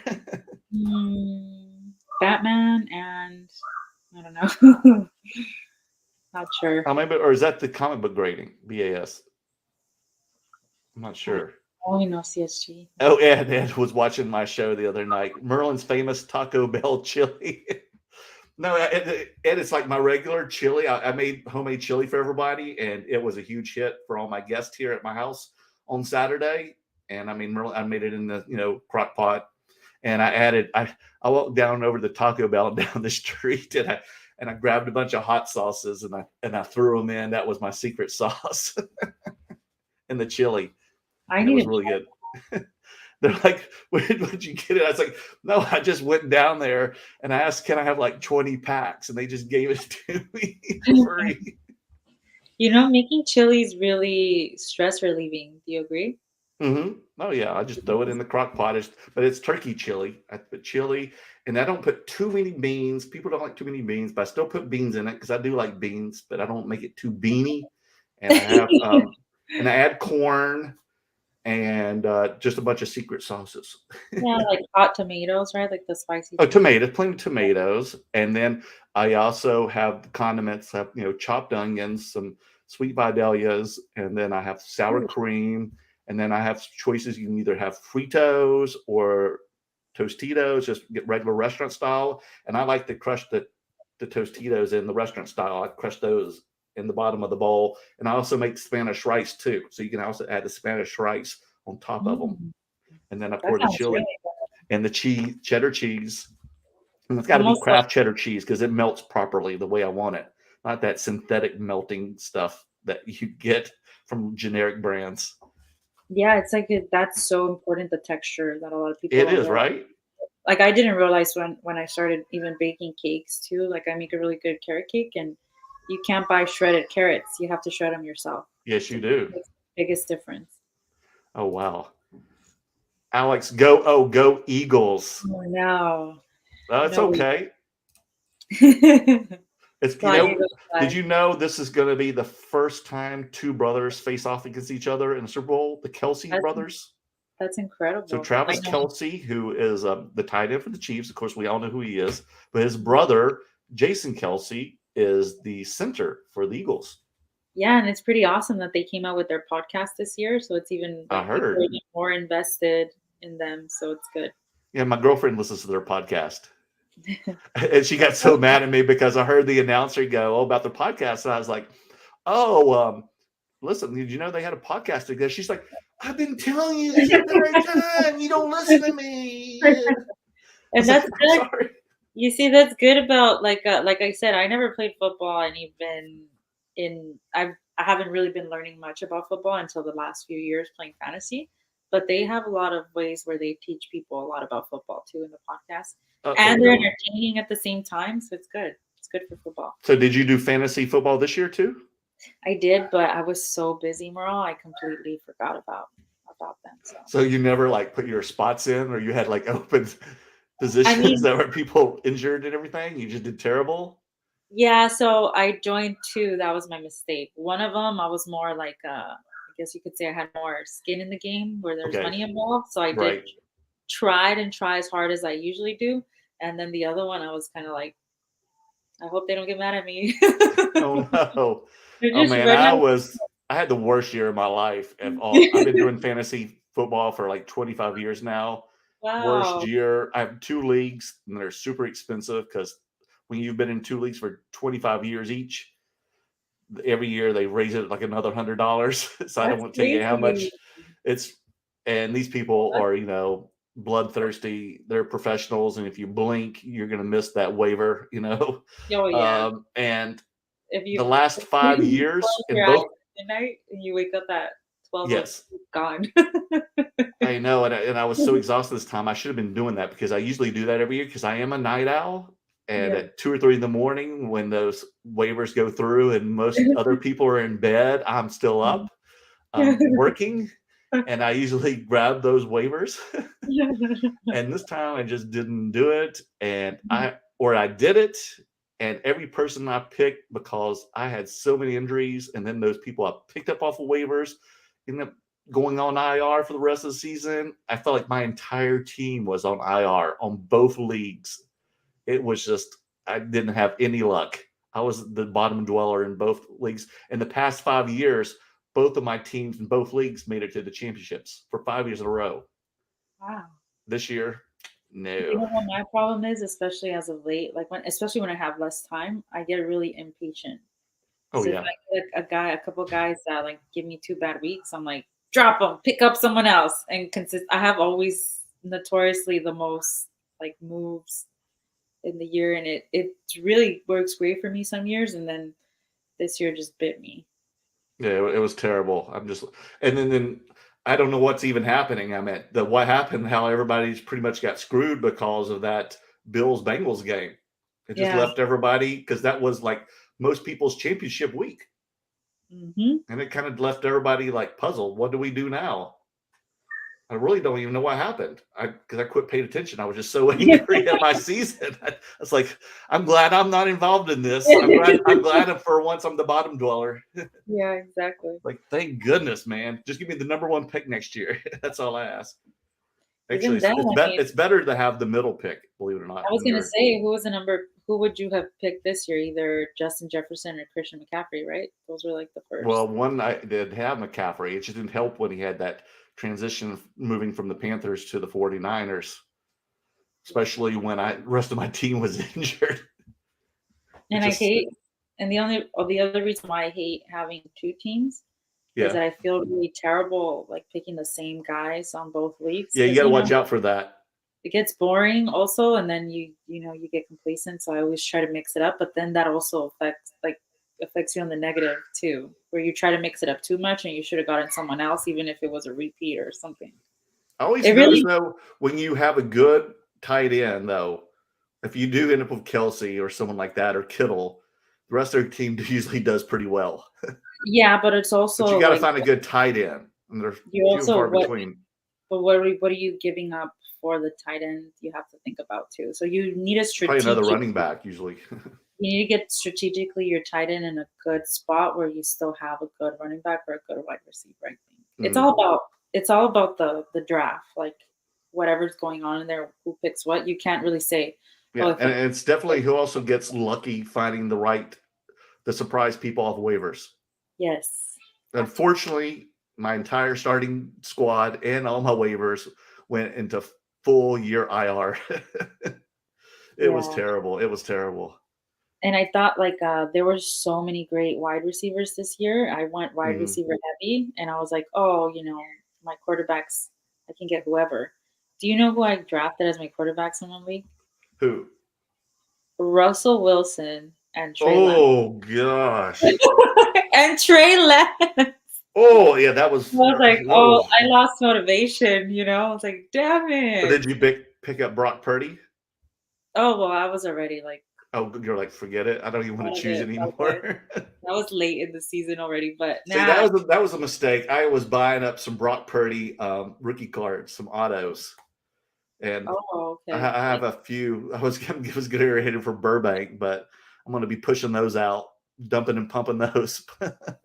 Exactly. But who But would I have don't know what they're going to happen. I don't know what they're going to do in San Francisco. I mean, they've got a lot of decisions to make. They got 3 quarterbacks who I can mean, start. how do how do they not give Trey Lance a chance though? But Purdy did so well. I think they're going to keep Purdy. But I did don't know he what's going do to happen. well? Did he do well because of the way everything's I don't set know. He up? won 11 games in a row, I think, I with know. them. I mean, you're How biased. can you not say You no have to him? you're biased right now Yeah, I on know, what but how can you not say no to him like when he did that well? who was the guy that won so many They teams? lost with Lance too when he was healthy. Yeah, who was the guy that played for Dallas while Dak was out and they still played Dak and Dak didn't do as well?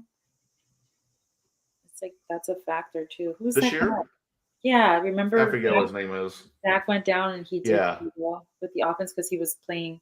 Ed, do you know who that is? I'm asking Ed because he's from Houston. I don't know who it is. And oh yeah, Ed's pulling for the Eagles. He's got all the Eagles symbols over here. Yeah, I don't know who it was. But I'm just saying Purdy won 11 games in a row and they didn't beat the 49ers against Purdy. When did So Christian? Well, when did Purdy start starting, and when did Christian McCaffrey get traded into?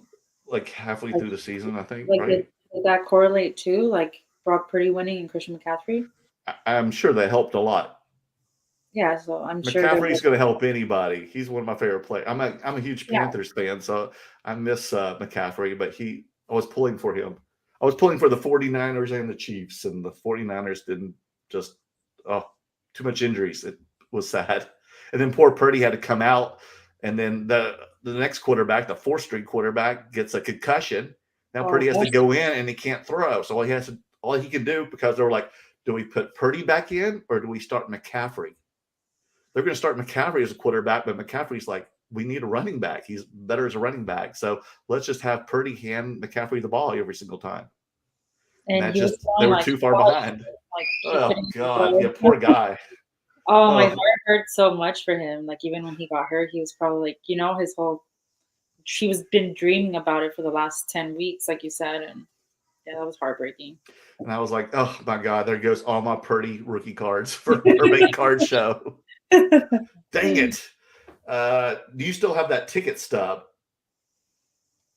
Well, which one, Vintage Lord Canada? I don't have a ticket stub, so Ticket it's not. stub for what?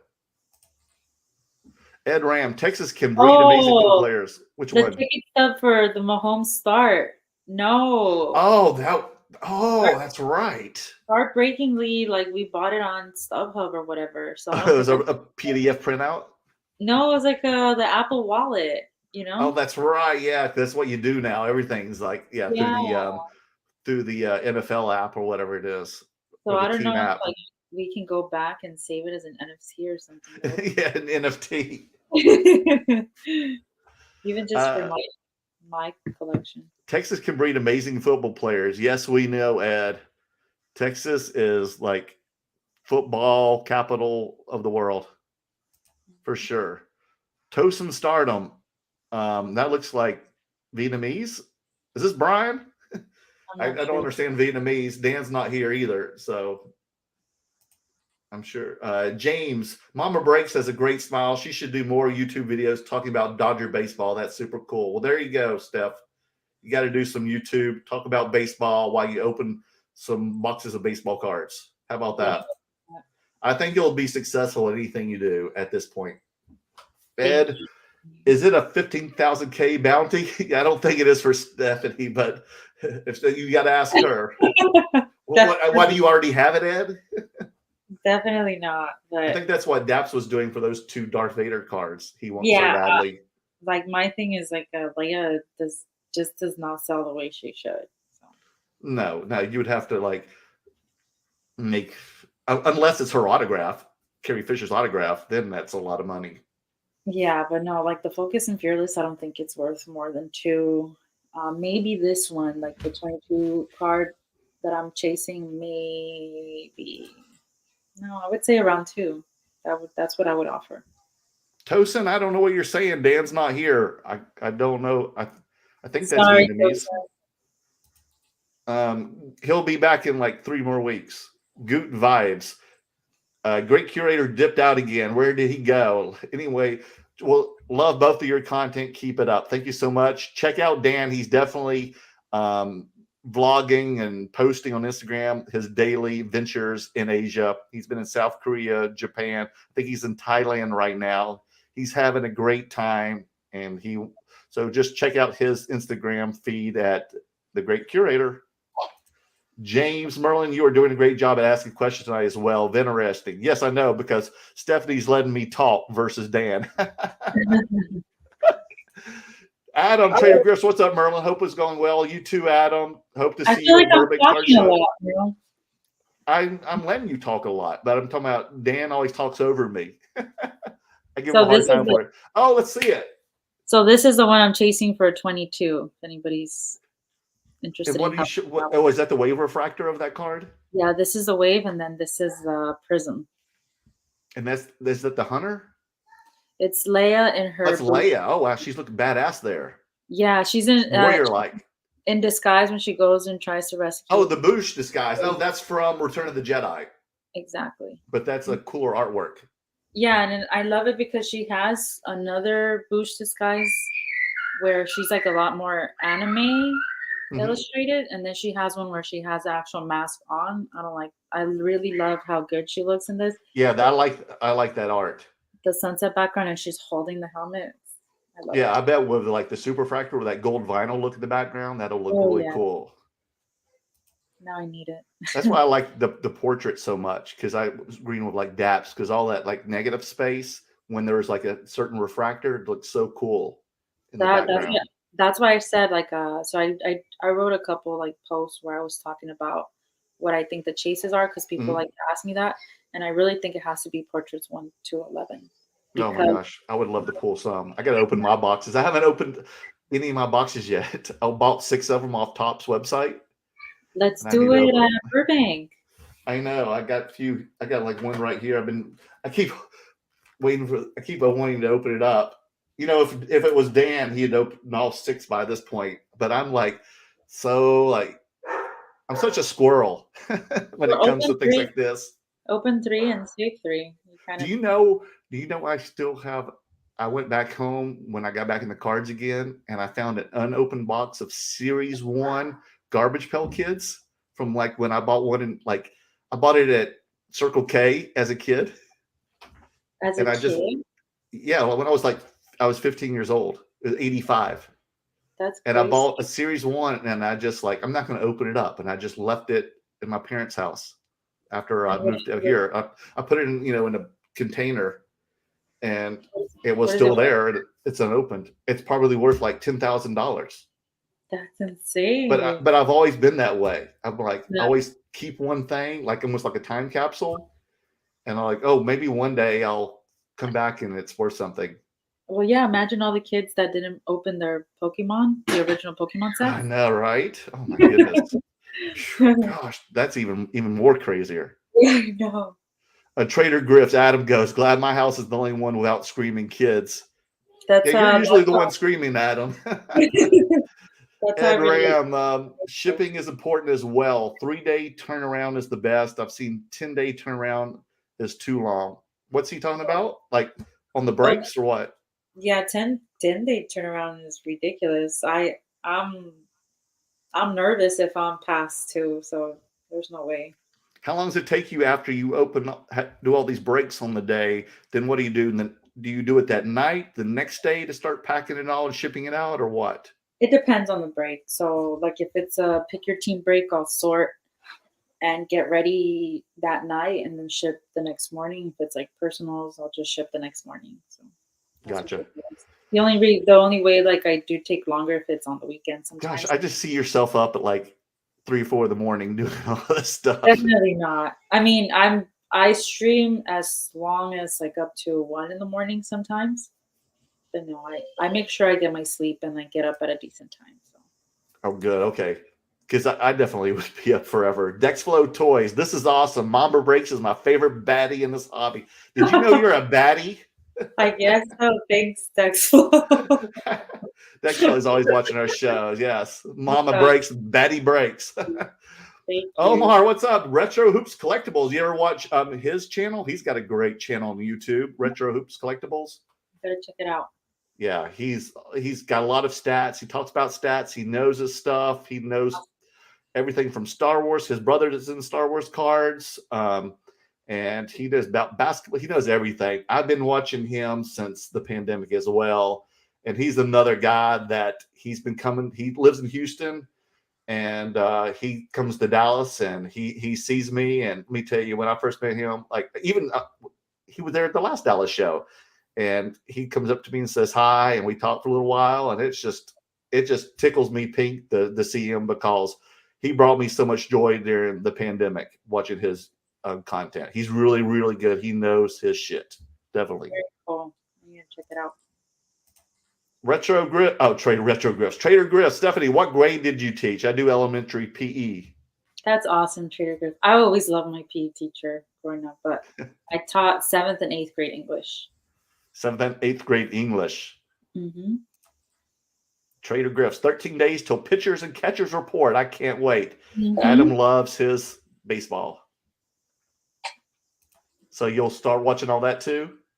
Do you get into it, watch it all the time? Definitely. I'm more of a reader. Like on baseball games take so long, and I'll watch my Dodgers or I have a soft spot for the Braves. I don't really like enjoy Yankee games as much, but I read a lot. I read the next day or the newspaper. I don't get the newspaper anymore, but you know, I like Yeah, I don't get the newspaper. I miss that Sunday newspaper that I used to read during like brunch all the time. I would Oh, I take mean, the yeah, Sunday newspaper to brunch with me and just spend like 2 hours eating brunch. yeah. Like in high school, we had a subscription to LA Times, and that was my favorite thing to do I every know, day. right? The sports section, and then I enjoyed Calendar too, and the comic strips. So.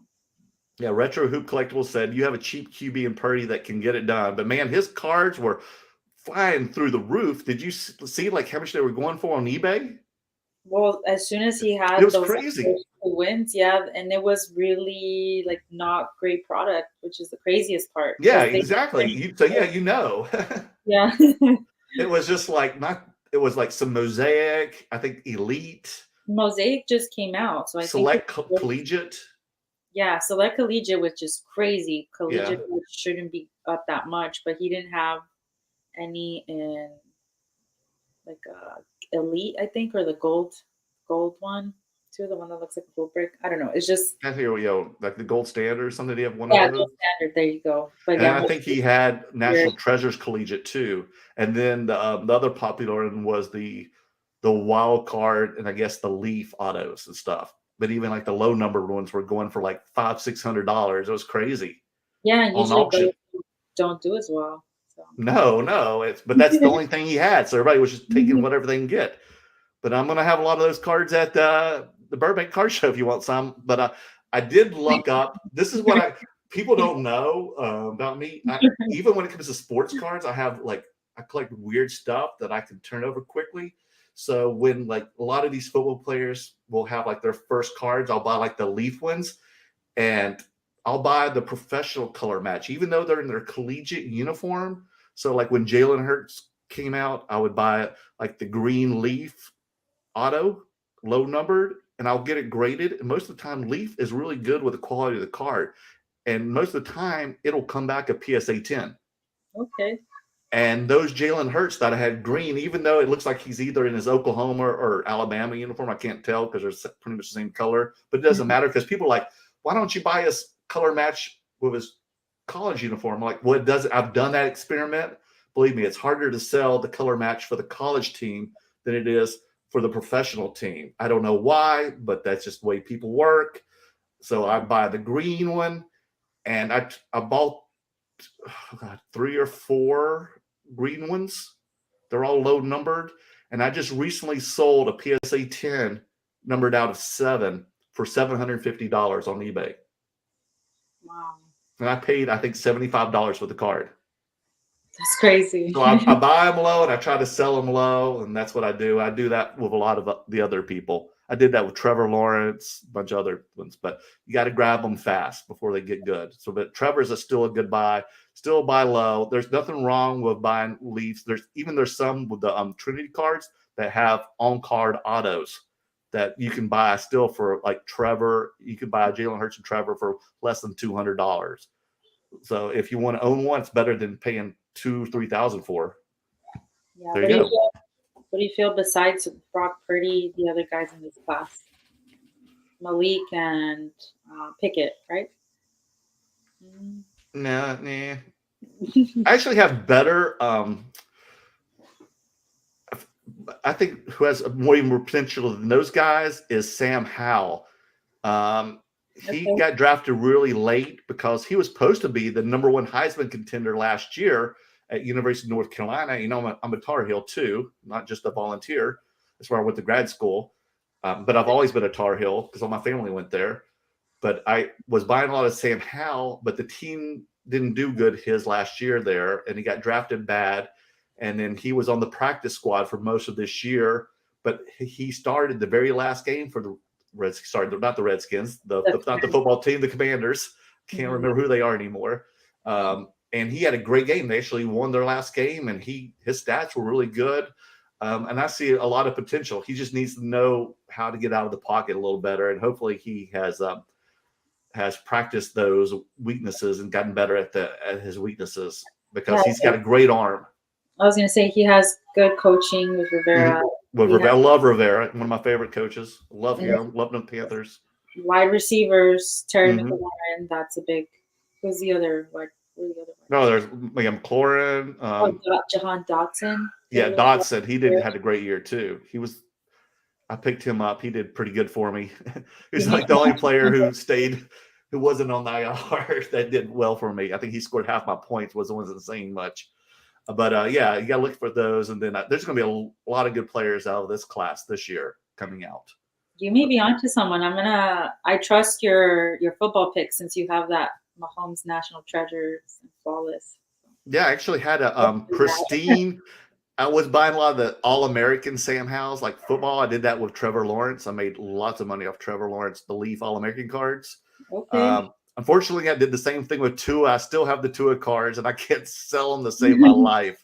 And they're like 1-on-1s, and they're like Jim that little run? Yeah, I can, man. It's for the sake of me. And these are the ones where he was in high school. Yeah. So from like 2018 or 2017, Trevor Lawrence was 18. Lawrence, I had no trouble selling at all. But Tua, I can't sell those high school cards at all. And they're 1-of-1 and one's a 2-of-2. And they're all Gem Mints.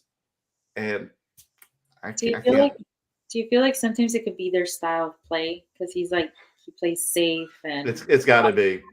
Because when Sam Howell had that great game, just that one game, I had 3 Sam Howells on my eBay store, and one of them was a pristine 10, BGS 10. Another one was a 9.5, and another one was something else. Dude, that night, all 3 sold. Awesome. Like that for like $500. Same price I have those Tuas for that are 1-of-1s. And go figure. I can't sell the Tuas, and yet Sam Howell plays one damn game, and I sell them all.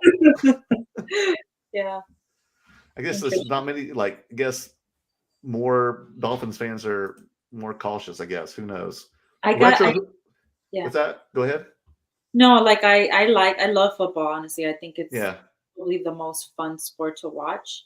But it's so hard for me to like get into collecting because I fall in love with like the great wide receivers. Like I really like Justin Jefferson and that's then what you some got of to be careful about. I don't want I to was gonna invest in say, receivers as much. The only running back I will want to invest in with McCaffrey because he's definitely a future Hall of Famer. So just buy those anyway because they'll definitely down the road. They're not going to like go crazy prices, but not like a quarterback. But it was just safe. I'd rather buy just quarterbacks who are established.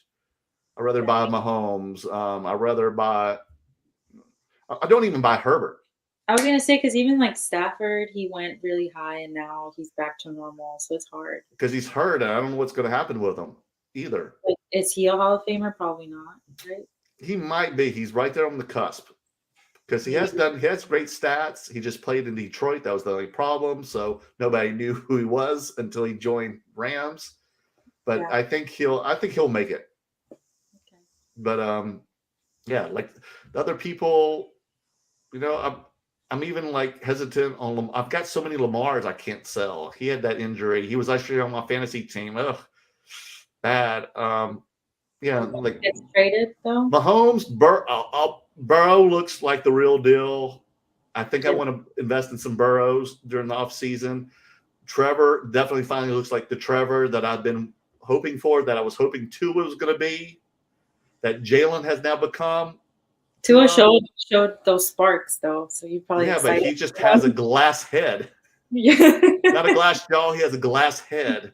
I'm worried. He's still in concussion protocol. Oh no. Still, right now. Yeah. So his head has just gotten too banged up, and I'm worried about him.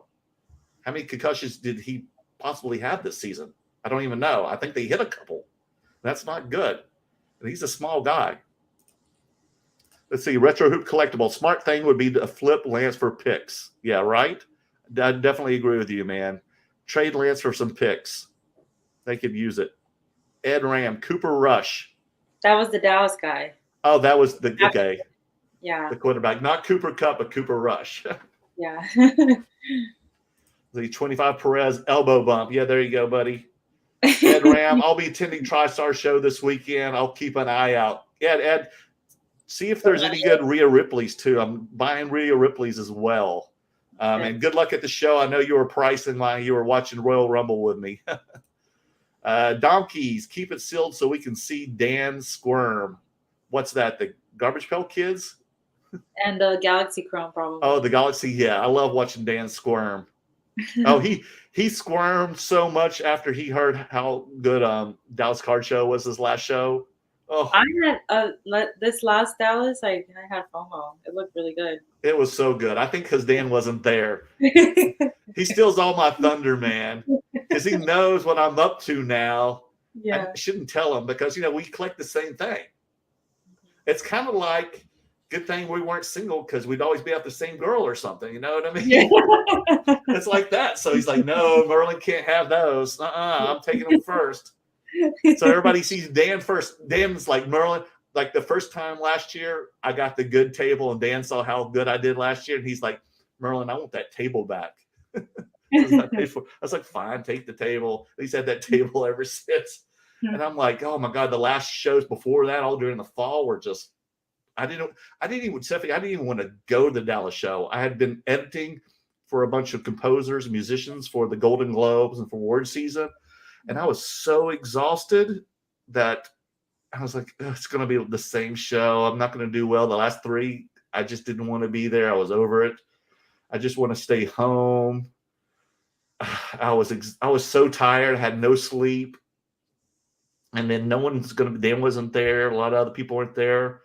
And ironically, I had the best show since a year ago. Yeah. I was like, Dan, please don't come again. And people were bringing me good stuff.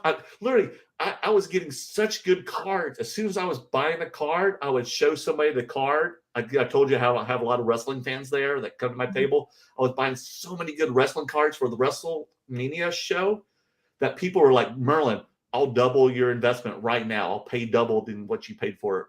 And I'm like, dang it. If you weren't my friend, I didn't know you. I'd say no because I want to take these cards with me. You can have them. But man, Yeah. that's just how it was this time. I was like, I need more of this. It just made me want to have, I did not want to leave. Let's see. I love podcasts. Ready for the Burbank show? Stephanie, are you ready for the Burbank card show? I'm ready. It's going to be good. And then last but not least, Omar, Retro Hoops Collectibles, great show. Merlin, Mamabreaks. You're always having a good show. I'm telling Mamabreaks to watch your show, Retro Breaks Collectibles. So anything you want to close with, Steph? No, I thank you so much for having me. I've been a fan of yours, Merle, and great curator, and I love what you guys are doing. I'm so happy that you're part of our family here in SoCal. And if you are coming to the Burbank show at all, please, please, please say hi. And if you don't see me at the Burbank show, the next show I'll be at is Mint and then the National. That's in Vegas, and then the National in Chicago. Correct? Looking all forward right. So y'all got to come to the Burbank show because she's going to be there. She's going to be working her butt off. You can see her in action. And if you have kids, bring the kids there because she's got lots of things for them to do next weekend. Tons of things to do, tons of free goodies, and it's just going to be so much fun.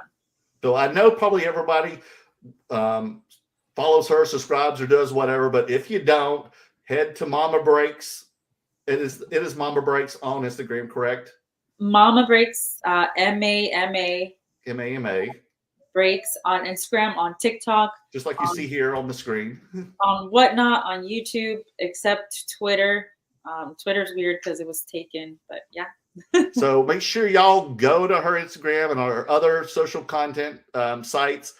Follow her, subscribe, get into her breaks, watch her breaks, do whatever you can to support her. We need her support. We need more women in the hobby. We need more diversity in the hobby.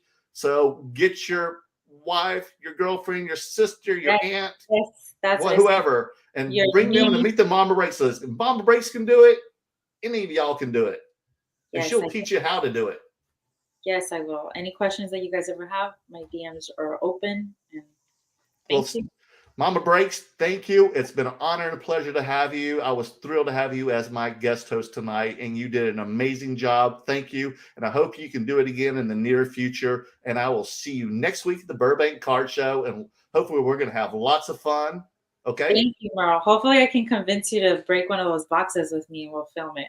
We're going to probably have to do it then. I think you're going to have to twist my arm, okay? I have a rubber arm. Well, have a wonderful evening, and I'll see you next week's Mamabreaks. Have a good one, everybody. We'll see y'all next Tuesday. Bye-bye. Bye.